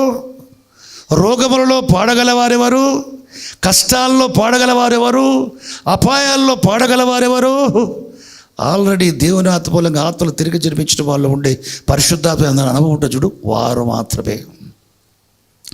శరీరరీత్యా వాళ్ళకి నరకానుభవం, గాయాలు, నొప్పులు. కానీ ఆత్మలో ఆత్మమూలంగా జన్మించిన వారు, ఆత్మపూర్ణమై ఉన్నవారు చెప్పనా శక్తి మహిమగల వారు, ఆనందగల వారు ఉన్నారు. కనుక వారు ఏం చేస్తారు? దేవుని ఆరాధిస్తారు, దేవుని స్తుతిస్తున్నారు. దేవునికి స్తోత్రం. యేసు ప్రభువును కీర్తిస్తున్నారు, ప్రార్థిస్తున్నారు, కీర్తిస్తున్నారు. పాటల ద్వారా ఆయన కీర్తిస్తున్నారు, ఆరాధిస్తున్నారు. జైల్లో ఇద్దరు ఆత్మలోని ఆనందంతో ఆరాధిస్తూ ప్రార్థన విజ్ఞాపనలు చేస్తున్నారు. చూడండి, ఖైదీలు వినుచుండిరి. ఏమైపోయింది తెలుసా? సడన్గా భూకంపం వచ్చింది. చెరసాల పునాదులు ఎదిరాయి, తలుపులు తెరవబడ్డాయి, అందరూ బంధకాలు ఊడిపోయాయి. పౌలు స్త్రీలు అక్కడే ఉన్నారు, వారి బంధకాలు ఊడిపోయాయి. ఖైదీల బంధకాలు కూడా ఊడిపోయాయి. ఎవడు పారిపోలే. ఏమైంది తెలుసా? వాళ్ళందరూ కూడా ఆత్మలో ఆత్మమూలంగా మరలా జన్మించారు. వారందరూ ఆత్మలో ఆత్మమూలంగా మరలా జన్మించారు. చెరసాలలో ఉన్న ఖైదీలు ఆత్మలో రక్షణ పొందడం జరిగింది. ఎలా జరిగింది? పాటల ద్వారా సువార్త ప్రకటించారు. వారు అంగీకరించినట్టుగా ప్రార్థనలు కూడా చేశారు. వారు పాటలు పాడచ్చు, ప్రార్థన చేశారు. ప్రార్థన చేస్తూ కీర్తనలు పాడారు. వారి కీర్తనలో సువార్త, రాజ్య సువార్త ఉంది. విన్నవా ఖైదీలు విశ్వసించగా యేసు రక్త కడగా దేవుని ఆత్మలుగా వారి ఆత్మలు మరలా జన్మించాయి. వాళ్ళు మార్పు చెందిన వారు. తలుపులు తెరవబడిన ఎవడు పారిపోలేదు. చెరసాలలో ఉన్న వారందరూ కూడా నేరస్తులు, వాళ్ళ సాతాను రాజ్య సంబంధులు. పౌలు సీలలు అక్కడ పాటలు పాడి ప్రార్థించినందున ఏమైపోయింది తెలుసా? ఆ సాతాను రాజ్యం చెరలో ఉన్నవారు దేవుని రాజ్యం అయిపోయారు. వారు దేవుని రాజ్యం అయిపోయారు. వారికున్న అనుభవం దేవుని రాజ్య అనుభవం, నీతి, శాంతి, పరిశుద్ధ ఆనందం. ఖైదీలు పారిపోయారు అనుకున్నాడు చెరసాల నాయకుడు. ఎందుకు పారిపోయారు అనుకుంటుండు? ఖైదీలు వాళ్ళు నేరస్తులు. తలుపులు తెరుచుంటే పారిపోతే ఏమవుతారు? సహజం అది. కానీ పౌలు చెప్పాడు, ఇదిగో నిన్ను చంపుకోవద్దు, వారు పారిపోయారు అనుకొని. మేమందరం ఇక్కడ, మేమిద్దరమే కాదు, మేమందరం ఇక్కడ ఉన్నాం. మీరు ఉంటారులేండి భక్తులు, మరి వాళ్ళందరూ ఉన్నారా? వాళ్ళందరూ ఉన్నారు. ఒక్కడు కూడా పోలేదా? ఒక్కడు కూడా పోలే. నేను చూస్తా, దీపం వెలిగించి చూసి అందరు ఉన్నారు. అరే మీరు కరడుగట్టిన నేరస్తులు పారిపోలేగా తలుపులను తెరబడి. ఎందుకంటే మేము యేసు ప్రభువులో విశ్వాసం ఉంచి స్వాభావికంగా మారిన వ్యక్తులం. ఎప్పుడు మా స్వభావం మారిందో పారిపోవాలని తలంపే రాలేదు. అంటే క్రియాపరణ పాపం చేయడానికి మాకు అవకాశం లేకుండా పోయింది. మేము ఇదివరకున్నట్లు మారిపోయినాం. అయ్యలారా, నేను రక్షణ పొందటకు ఏం చేయాలా? ప్రభువైన యేసుక్రీస్తులో విశ్వాసం ఉంచబో, నీవును నీ ఇంటి వారు రక్షణ పొందుతారు. రండయ్య మా ఇంటికి తీసుకుని పోయాడు. పౌలు గాయాలు కడిగి భోజనం పెట్టి పౌలుతో బోధించబడి దైవజనులతో కుటుంబ సభ్యులు సంతోషించారు. ప్రభు వాక్యాన్ని అంగీకరించి బాప్తీసం పొందారు. చెరసాల నాయకుడు, వారి కుటుంబం దేవుని రాజ్యం అయిపోయింది. ఏమైపోయింది? దేవుని రాజ్యం అయిపోయింది. పౌలు సీలలు కష్టాలలో పరలోకాన్ని అనుభవించారు. సంఘం ప్రార్థన చేస్తూ ఉంది. యాకోబు తల కొట్టి పారేశారు. పేతురు జైల్లో వేశాడు. పేతురుకి ఏముండదు సార్, నిన్ననే యాకోబుని కొట్టి చంపారు, తల కొట్టేశారు. రేపు పండుగ అయిపోయిన తర్వాత హేరోదు విచారాలు తీసుకొచ్చి నన్ను కూడా చంపేస్తారు. అయ్యో ఎట్లా వణికిపోతూ ప్రాణం చేయాలా? అయ్యో ప్రభా ఎట్లా వణికిపోతూ ప్రాణం చేయాలా? హాయిగా నిద్రపోతున్నాడు ఆయన ఖైదీల మధ్య, హాయిగా నిద్రపోతున్నాడు. అదే రేపు నువ్వు చచ్చిపోతావు పేతురు, నీకు ఎట్లా నిద్రపడుతుందంటే బ్రతుకుడే క్రీస్తే, చావైతే లాభం. చెరసాలను బయటపడుతున్నా రాజ్యసువార్త ప్రకటిస్తా, ఈ లోక రాజ్యాలు దేవుని రాజ్యం అన్నట్లుగా. చచ్చిపోయానా చావైతే లాభం, పరలోకంలో ప్రభుత్వం సదాకాలం ఉంటా. చూడండి, ఆయన పీస్ డిస్టర్బ్ కాలే, ఆయన శాంతి. రేపు చచ్చిపోతున్నాం అన్నది కానీ, ఖైదుల్లో ఉన్నామని కానీ, యాకోబు చచ్చిపోయాడు రేపు నేను చచ్చిపోతామన్నది మరణ భయము లేదు. ఆయన పీస్ ఆయనకుంది, ఆయన శాంతి ఆయనకుంది, ఆయన సమాధానం ఆయనకుంది. హాయిగా నిద్రపోతుంది. ఏసు రూములో ఇంట్లో పడుకున్నట్టుగా అంత కూడా బట్టితో పట్టదు, హాయిగా నిద్రపోతున్నాడు. దేవునికి స్తోత్రం. దేవుని రాజ్య అనుభవం ఆత్మలో ఉంది. దేవునికి స్తోత్రం. యేసు నామాన్ని బట్టి బోధింపకూడదని యూదా ప్రజల అధికారులు అపోస్తలులను పిలిపించి కొడాలతో కొట్టించి బెదిరించి పంపిస్తారు. ఆ నామాన్ని బట్టి అవమానపరచబట్టకు యోగ్యులుగా ఎంచబడ్డ వారేమై సంతోషించి అపోస్తలులు బయలుదేరారు. దెబ్బలు కొడితే వాళ్ళకి ఏమొచ్చింది? సంతోషం, ఆనందం, ఆనందం. దేవునికి స్తోత్రం. వాళ్ళు కొట్టింది శరీరాన్ని, కానీ ఆత్మమూలంగా తిరిగి జన్మించిన ఆత్మలో ఉన్న దేవుని రాజ్య అనుభవాల నుంచి వేరు చేయలేకపోయారు. రాజ్యభారం ఉంది. యేసు ప్రభు రాజ్య సువార్త ప్రకటిస్తూ ఏం చేశాడు తెలుసా? గలిలయ సముద్ర తీరానికి వచ్చాడు. అక్కడ ఏం చేశాడు? సముద్ర తీరమున సీమోను సౌడుగు ఆంద్రయ, సీమోను మలవేట యేసుప్రభు చూశాడు. వారు చేపలు పట్టేవారు, జాలర్లు. వాళ్ళతో యేసుప్రభు చెప్తున్నాడు, నా వెంబడి రండి, నేను మిమ్మల్ని మనుషుల పట్టు జాలలుగా చేసేదను. మార్క్స్ వార్త 1వ అధ్యాయం 17వ వచనంలో ఏముంది? చేపలు పట్టడానికి వల వేసిన పేతురును అతని సౌడుని ఆంధ్రయుడు యేసుప్రభు పిలుస్తున్నాడు, నా వెంబడి రండి. ఏం పడతారు చేపలు? ఎంతకాలం పడతారు చేపలు? మిమ్మను మనుషులు పట్టే జాలలుగా చేస్తాడు. దేనికి స్తోత్రం. సాధారణ చేపలు పట్టుకునే వారి యేసు ప్రభు నా వెంబడి రండి, మిమ్మల్ని మనుషులు పట్టే జాలలుగా చేస్తా అని చెప్తున్నాడు. వారు సమస్తాన్ని విడిచిపెట్టి యేసు ప్రభు వెంబడించారు. యేసు ప్రభు ప్రార్థన చేసుకోవడం చూస్తున్నాడు. యేసు ప్రభు సువార్త పడడం చూస్తున్నారు. ప్రభువు చెప్పిన దేవుని రాసిన సువార్తను అంగీకరించి ఆయన శిష్యులుగా అయిపోవడం వారు చూస్తున్నారు. చూడండి, దేవునికి స్తోత్రం. యేసు ప్రభు మనుషులు పట్టేవాడుగా ఉన్నాడు. మిమ్మల్ని కూడా మనుషులు పట్టే జాలలుగా చేస్తా అని చెప్పుకొచ్చినప్పుడు వెంబడించారు.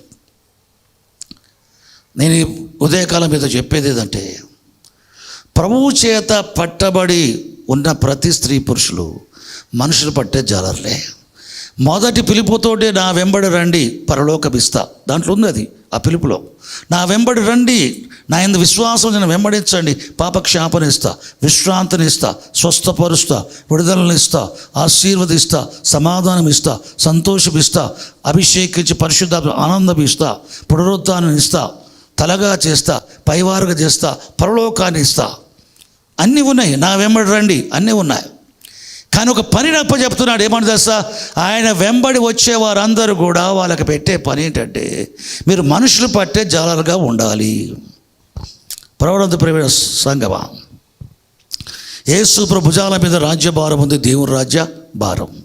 ఆయన చనిపోయి లేచిన తర్వాత అది శిష్యులకు ఇచ్చిన అధికారం, వాళ్ళ భుజాల మీద రాజ్యభారం ఉంది. కాబట్టి యెరూషలేము మొదలుకొని భూదిగంతల వరకు లోకమంతయు ఈ లోకరాజ్యాలు దేవుని రాజ్యం కావడానికి వారు యెరూషలేము నుంచి ప్రపంచమంతా చెదిరిపోయారు రాజ్య సువార్త ప్రకటిస్తూ. ఎందుకు? యెరూషలేము మొదలుకొని భూదిగంతల వరకు రాజ్య సువార్త ఎందుకు ప్రకటించబడి జరగాల? ఈ లోకరాజ్యాలు దేవుని రాజ్యం కావటానికి. అనగా ప్రభువుకు దూరంగా ఉన్న వ్యక్తులు ప్రభువులో విశ్వాసం ఉంచినట్టు చేస్తే ఈ లోకరాజ్యాలు దేవుని రాజ్యం అవుతాయి. వాళ్ళకు బాధలు, వేదనలు, అసమాధానము ఇవి ఉండవు. వారికి సమాధానము, సంతోషం, పరిశుద్ధ ఆనందము, పాపము చేయాలన్న తలంపు లేని, దేవుని చిత్తాన్ని నెరవేర్చాలన్న ఆలోచన కలిగించేసే నీతి గలవారై ఉంటారు. దేవునికి స్తోత్రం. నీతి గలవారై ఉంటారు, నీతిమంతులై ఉంటారు, వారే నీతి అయి ఉంటారు. వారి స్వభావం నీతి అయి ఉంటుంది. వారి అంతరంగ పురుషుడు నీతి అయి ఉంటాడు. దేవునికి స్తోత్రం. శారీరక జీవితం అనేది మన ఆత్మ మీద ఆధారపడి ఉంటుంది. ఆత్మ యొక్క స్థితే శరీరబంధ మనకు కనబడుద్ది. కాబట్టి ప్రవృద్ధ పిలువలారా, విశ్వాసుల మీరు ఈరోజు మీరు చేసుకోవాల్సిన ప్రార్థన చివరి దినాల్లో యేసు ప్రభు వచ్చే వరకు నన్ను కూడా మనుషులు పట్టే జాలగా చేయండి ప్రభా. ఒక ప్లాట్ఫామ్ ప్రసంగం చేస్తా, అది కాదు, మనుషులు పట్టే జాలరి. యేసు ప్రభు వ్యక్తిగతంగా ఫిలిప్పును కలుసుకున్నాడు. ఫిలిప్పు పట్టబడ్డాడు, యేసు ప్రభు శిష్యుడు అయిపోయాడు. ఫిలిప్ ఏం చేశాడు? ప్రభు చేత పట్టబడ్డ ఫిలిప్పు నతనీయులు కలుసుకున్నాడు. నతనీయులకి యేసు ప్రభు పరిచయం చేస్తే నతనీయులు పట్టబడ్డాడు. ఆంద్రియ ప్రభు చేత పట్టబడ్డాడు. ఆంద్రియపై తన అన్నయ్యన సీమోన్ తోటి ప్రభువును పరిచయం చేసి ప్రభు దగ్గర తీసుకొచ్చాడు. పేతురు పట్టబడ్డాడు. సంఘములో విశ్వాసం చేయాల్సిన పని ఏంటంటే, నువ్వు విశ్వాసి అయితే ఇతరులను పట్టుకోరావడానికి పనిచేస్తావు. దేనికి స్తోత్రం. ఏం తెలుసా? రాజ్యం దేవుంది, అది నీ తండ్రి. నీ తండ్రి రాజ్యం. దేనికి స్తోత్రం. నీ తండ్రి నీకు అప్పగించిన దాన్ని నిర్వహిస్తావు కదా. తండ్రి గొర్రెలు జాగ్రత్తగా మేపాడు దావీదు. మామ గొర్రెలు జాగ్రత్తగా మేపాడు మోషే.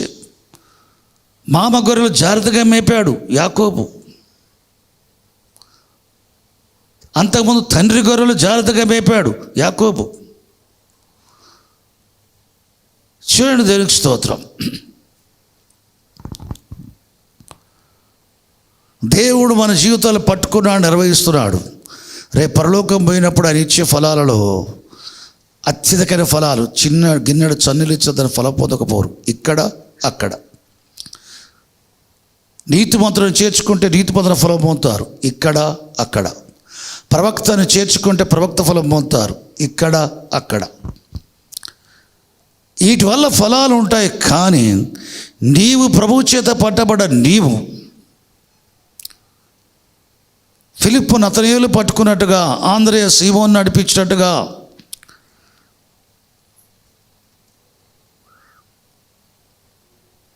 సమరయలోని ఫిలిప్పు మంత్రి నపోసుకుని పట్టుకున్నట్టుగా, ప్రభు సమర స్త్రీని పట్టుకున్నట్టుగా వ్యక్తిగతంగా నీ ఒకరివి మరొకరిని ప్రభువును గూర్చిన సువార్త అంగీకరించడం వల్ల వచ్చే ప్రయోజనాలు ఇతరులకు తెలియజేస్తే మంచిదండి. దేవునికి స్తోత్రం. వాళ్ళు ప్రభు చేత పట్టబడితే నువ్వు ఆత్మ సంపాదించుడు అవుతావు. పరలోకములో నువ్వు చేసిన పనికి, నీ పని వల్ల పట్టబడ్డ ఆత్మను బట్టి సంతోషం కలుగును. ప్రభు ఏమందు ఫలమిస్తాడు, పరమందు ఫలమిస్తాడు. యేసు ప్రభు శిరధారి ఇచ్చినప్పుడు ఆయన చెప్పిన మాట, మనిషి కుమారుడు మనుషుల ఆత్మలు రక్షించడానికి వచ్చాడు కానీ నశింపచేయడానికి రాలేదు.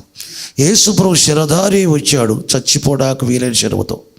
ఎందుకు వచ్చాడు? చనిపోవడానికే వచ్చాడు. ఎందుకు చనిపోవాలనుకున్నాడు? ఆయన చనిపోయి లేసు తప్ప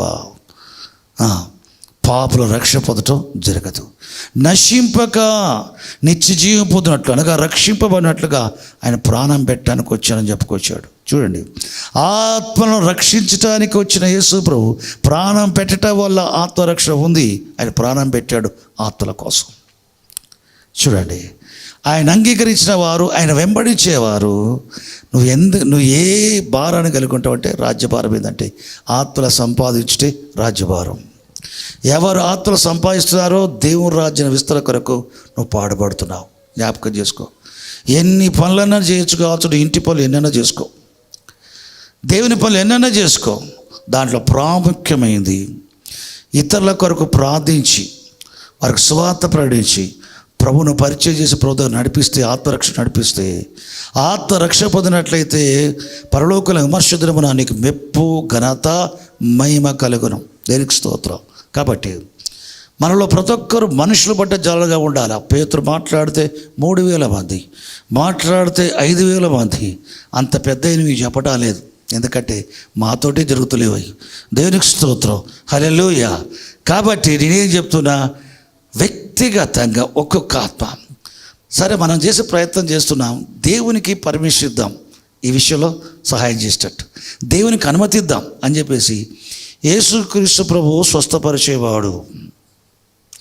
మేము అదే పనిలో ఉన్నాం మనుష్య జ్ఞానాన్ని అనుసరించి. కానీ ప్రార్థన చేస్తే మనుష్య జ్ఞానానికి మించి, దానికి అతీతంగా ప్రభువు పనిచేస్తాడు. యేసు ప్రభు శరదాన దినాల్లో అనేక రోగులు స్వస్థపరిచాడు. చిన్నపిల్లలు విశేషంగా ప్రేమిస్తాడు. ఆయన ఎత్తి కౌగలించాడు, వారి మీద చేతులొచ్చి ఆశీర్వదించాడు. చిన్నపిల్లలను ప్రేమిస్తాడు. వీరి దూతలు పరలోకంలో తండ్రి ముఖాన్ని చూస్తారని చెప్పాడు. చిన్నపిల్లలకు దేవుని దృష్టిలో చాలా ప్రాముఖ్యత ఉంది, విలువ ఉంది. వారు బహుగా ప్రేమిస్తాడు. నీ బిడ్డలను ప్రభు ప్రేమిస్తున్నాడు, మిమ్మల్ని ప్రేమిస్తున్నాడు. ఒక దైవిక ప్రయత్నం చేద్దాం, మీరు నమ్మండి. నేను యేసు ప్రభుకి ఇప్పుడు ప్రార్థన చేస్తా, నీ బిడ్డ బాగా అవుతాడు అని చెప్పి, వైద్యంతో కానప్పుడు చివరికి నువ్వు చేయాల్సిన పని ఏంటంటే ప్రభువును చెప్పి, ప్రభు గురించి పరిచయం చేసి, యేసు ప్రభు నామములో చేతులుంచి, లేకపోతే నూనె రాచి చేతులుంచి ఆ పిల్లలకు ప్రార్థన చేస్తే వాళ్ళు బాగా అయిపోయారు అనుకో. నువ్వు నీ క్లినిక్ ద్వారా వ్యాధులు బాగు చేసే విషయం ఫలితం ఇక్కడ ఉంటుంది, అక్కడ ఉంటుంది. దానికంటే ఎక్కువ ఫలితం ప్రభువును పరిచయం చేయటం వల్ల, వాళ్ళ పిల్లలకు స్వస్థ కలగటం వల్ల, ఆ కుటుంబం యేసు ప్రభువు నమ్ముకోవటం వల్ల, వారి ఆత్మల రక్షణ పొందటం వల్ల వచ్చే ఫలం పరలోకంలో గొప్పది, ఈ లోకమందు గొప్పది. ఒక ప్రధాని తన కుమారుడు చావసిద్ధంగా ఉన్నాడు, రోగి. యేసు ప్రభు దగ్గరకు వచ్చేసి, నా కుమారుడు చావసిద్ధంగా ఉన్నాడు, నువ్వు వచ్చి చేతులు ఉంచంటే సూచక్రియలు చూడకుంటే మీరు నమ్మరు అని చెప్పి, నీ కుమారుడు చావడు, బ్రతికి ఉన్నాడు, వెళ్ళు అని చెప్పుకొచ్చాడు. అతను తిరిగి వెళ్ళిచుండగా మార్గములో అతని ఊరి వారు కనబడ్డారు. ఇదిగో నీ కుమారుడు బాగుపడ్డాడు, బ్రతికి ఉన్నాడు అని చెప్పారు. ఏ గడియలో నా కుమారుడు బాగుపడ్డాడంటే నిన్న 1 గంటకు. యేసు నీ కుమారుడు బ్రతికున్నాడని చెప్పినప్పుడు ఆ సమయం అదేని గ్రహించి, యేసు ప్రభువుని ఇంటి వారందరితో కూడా ప్రధాని ఆయనలో విశ్వాసం ఉంచని బైబిల్ చెప్తుంది. కుమారి కలిగిన స్వస్థతను బట్టి తండ్రితో పాటు ఇంటి వారందరూ కూడా యేసు ప్రభువులో విశ్వాసం ఉంచారని బైబిల్ చెప్తుంది. దేవునికి స్తోత్రం. ఎవరెవరైనా సరే మీ డిపార్ట్మెంట్లో చేయొచ్చు, అది ప్రైవేట్ పని కాబట్టి ఏం కాదు. మీరు ఉద్యోగాలు చేస్తూ 6 నిమిషాల జాబ్ చేస్తూ డ్యూటీ అవర్స్లో బైబిల్ ఇచ్చుడు కానీ, కరపత్రాలు ఇచ్చుడు కానీ, సువార్త చెప్పుడు కానీ, అందరూ చూసేటట్టుగా ప్రార్థన చేయటం కానీ చేసిర్రో అది తప్పవుతుంది. తప్పే కాదు, మీకు ముప్పు కూడా అవుతుంది. కాబట్టి దేవునికి స్తోత్రం. అట్లాంటి చేయొద్దు. అక్కడ పరిచయాలు బయట మనం ఉపయోగించుకొని బయట చెప్పవచ్చు. అక్కడ పరిచయాలు బయట స్కూల్లో కాలేజీలో పరిచయాలు ఉంటాయి. ఎవరు? మీ కాలేజ్ మేట్స్, స్కూల్ మేట్స్ ఉంటారు కదా, అక్కడే చెప్పొద్దు. అక్కడ పరిచయాన్ని బయట ఉపయోగించుకోవాలి. ఎందుకు? మత మార్పిడి కాదు, మత వ్యాపకం కాదు. ఇది ఈ లోక రాజ్యాన్ని దేవుని రాజ్యంగా చేయటం. పాపులు రక్షణ పొందుట ఈ లోక రాజ్యం దేవుని రాజ్యం చేయబడింది. మనం అందరూ ఒకప్పుడు పాపులమే. మనకు ప్రకటింపబడ్డ యేసు ప్రభువును అంగీకరించడం వల్ల మనం క్రీస్తునందు పరిశుద్ధపరచబడ్డ వారమై ఆయన బిడ్డలుగా చేయబడి ఆయన సేవిస్తున్నాం. ఈ సాతాను రాజ్యంలో మనము అంధకార సమాన అధికారం నుంచి యేసు రక్తం చేత విమోచించబడ్డ వారమై దేవుని రాజ్య నివాసులుగా చేయబడ్డాం. అందుకనే యోహాను చెప్తున్నాడు, ఆయన మనల్ని ప్రేమించు మన పాపంలోంచి ఆయన రక్తం వల్ల విడిపించిన వారికి మహిమ ఘనత ప్రభావం కలుగును గాక. ఆయన మనల్ని తండ్రి దేవునికి ఒక రాజ్యముగాను యాజకులుగా చేశాడు. మనలను సంఘమును దేవునికి రాజ్యంగా చేశాడట. మనం అందరూ దేవుని రాజ్యమై ఉన్నాం, ఒకప్పుడు కాదు. చీకటిలో నుండి ఆశ్చర్యకర తన వెలుగులోని మేము పిలిచాడు. ఒకప్పుడు మీరు చీకటి అయి ఉండరు, ఇప్పుడు ప్రభునందు వెలుగై ఉన్నారు. ఎందుకు వెలుగులో పిలిచాడు? మీరు రక్షణ పొందటానికి. సగం సత్యం, అది సత్యమే. ఇంకో సగం ఉంది ఏంటంటే, మీలాగా ఒకప్పుడు చీకట్లో ఉన్నట్టుగా చీకట్లో ఉన్నారు, ఆయన గుణాతిశయముల వారికి ప్రచురం చేయాలి. మనకు ప్రకటించబడకపోతే, ఆయన ప్రకటించబడకపోతే మనం అంగీకరించేవారు కాదు. చీకటిలో ఉన్న మనము ఆశ్చర్యకరమైన ఆయన వెలుగులో రావడానికి ఎవరో పంపాడు, ఎవరిచోతో మనం ప్రకటించబడ్డాం, బోధించబడ్డాం. మనం చీకటి నుంచి మోచించబడ్డ వారమై ఆయన ఆశ్చర్యకర వెలుగులోకి వచ్చాం. ఎందుకు? ఆయన గుణాతిశయములను, ఆయన స్వాభావిక లక్షణములను, సామర్థ్యమును, ఆయన గూర్చి ఆయన ఎటువంటి వాడు, ఆయన మన జీవితాల విషయం ఎటువంటి ఆసక్తి కలిగి ఉన్నాడు, ఏమి చేశాడు, ఏమి చేయను ఉద్దేశించాడు, ఆయన గూర్చి ప్రచురము చేయ నిమిత్తం ఏర్పరచబడిన వంశం, రాజులకు యాజక సమూహం, ఆయన సొత్తైన ప్రజలం, పరిశుద్ధ జనాంగం. ఒకప్పుడు కనికరింపబడక ఇప్పుడు కనికరించబడ్డాం. కాబట్టి మనం ఏం చేయాలి తెలుసా? ప్రభువు చేత మనం కనికరించబడ్డట్టుగా, ప్రభువు చేత ఇతరులు కనికరించబడ్డట్టుగా నువ్వు ఏ విధంగా కనికరించబడ్డావు? చీకట్లో వచ్చి ఆశ్చర్యకర వెలుగులు రావటానికి. ఏ విధంగా కనికరించబడ్డావు? సాతాను యొక్క రాజ్యంలోంచి దేవుని రాజ్యంలో ప్రవేశించడానికి.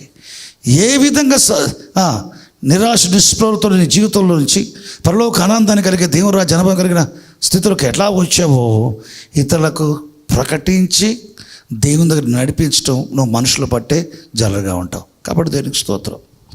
చెప్పండి, నేను ప్రభువు చేత పట్టబడ్డాను. మనుషులు పట్టే జాలరిగా ఉండకు. నీ రక్షణ సాక్ష్యం మనుషులకు చెప్పు. ప్రభువును అంగీకరించకమని లైఫ్ గురించి, ప్రభువును అంగీకరించిన తర్వాత నీకున్న జీవితాన్ని గురించి ఇతరులకు చెప్పి నువ్వు అంగీకరిస్తే నీ జీవితంలో గొప్ప మార్పు వస్తుంది. వెలుపల బాగా ఉండొచ్చు కానీ లోపల పరలోక ఆనందం, చెప్పటానికి వీళ్ళని ఆనందాన్ని ప్రవహిస్తాడు. పరలోక ఆనందాన్ని ఇస్తాడు ఇప్పుడే ఇక్కడే యేసు ప్రభువును అంగీకరించడం వల్ల. అని యేసు ప్రభువుని ఇతర పరిచయం చేసి వారు అంగీకరించినట్టుగా ప్రార్థించి ప్రకటించడం వల్ల, బోధించడం వల్ల నువ్వు ఆత్మల సంపాదకుడిగా ఉంటావు. ఆత్మల సంపాదించడానికి అపోస్తలులు ప్రార్థించారు, ప్రకటించారు. మనము కూడా ఈ లోకరాజ్యాలు దేవురాజ్యం చేయటానికి పూర్తిగా మనమే చేయలేం, కానీ మన భాగం మనం చేయగలం. మన భాగం, నీ భాగం నువ్వు చేయగలవు, మన అందరి భాగం మనము చేయగలం.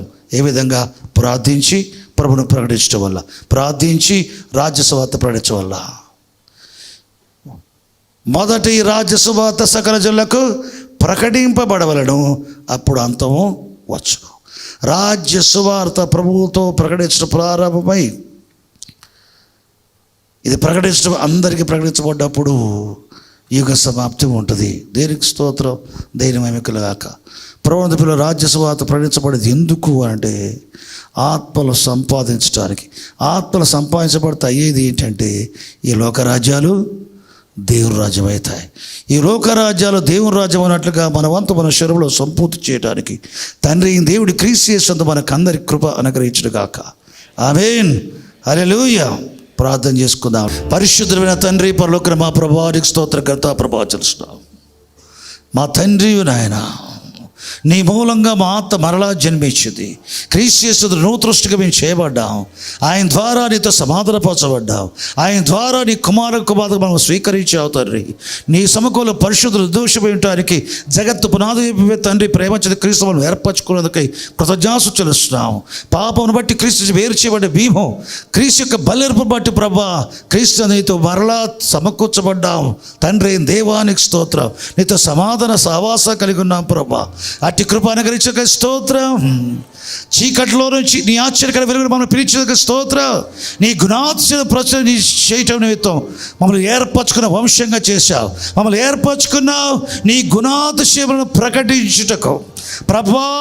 వ్యక్తిగతంగా మేము నిన్ను ప్రకటించి ఆత్మను సంపాదించడం వల్ల ఈ లోకరాజ్యాలు దేవురాజ్యం చేయబడతాయి ప్రభా. అట్లు చేయటానికి సామర్థ్యం నీ బిడ్డలకు దయచేయి. యేసు ప్రభు నామములో తండ్రి దేవ అనుగ్రహించు నాయన. పరలోక మాత స్త్రీలు పురుషులు పిల్లలు పెద్దల భేదము లేకుండా సామర్థ్యాన్నిచ్చే శక్తినిచ్చే నీ పరిశుద్ధాత్మతో అభిషేకించు. యేసు ప్రభు నామములో మొట్టమొదటి వీరికి నిన్ను అంగీకరించడం వల్ల కలిగిన పరిశుద్ధాత్మ ఆనందం అధికము చేసి మీరు ఎవరితో మాట్లాడతారో వారికి వినసొంపుగా చేయండి, ఆసక్తి కలిగించండి ప్రభువా. ఆ ఆనందం చెప్పరా శక్యమైన మహిమతున్న ఆనందం వీరి ద్వారా వారిలో ప్రవేశించుటకు వారు అనుభవించకు సహాయం చేయండి ప్రభువా. వారు అంగీకరించి రాజ్య అనుభవాన్ని పొందిన కృప చూపండి ప్రభువా. నీకు స్తోత్రం. యేసు ప్రభు నామములో వీరిని వాడుకోండి మా తండ్రి. నీ హస్తబలం కనపరచండి. వీరికి పరిశుద్ధాత్మ వాక్శక్తి దయచేయండి.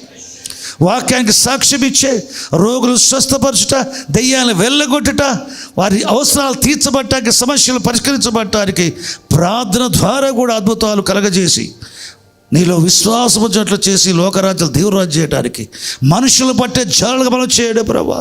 మనుషులు సువార్త ద్వారా మనుషులు పట్టే జాలుగా మన ప్రతి ఒక్కరూ చేయండి ప్రభా. సంఘములన్నిటినీ చేయండి, సేవకులందరూ చేయండి ప్రభా. తక్కువ సమయంలో ఎక్కువ సేవలు జరిగింపజేసి ఈ లోకరాజ్యాలు దేవురాజ్యంగా చేయు తండ్రి. నీకు సమస్తమై మా ఘనత ప్రభావం చెల్లిస్తూ యేసుక్రీస్తు పేరిట ప్రార్థిస్తున్నా పరమ తండ్రి. ఆమేన్. ఆమేన్.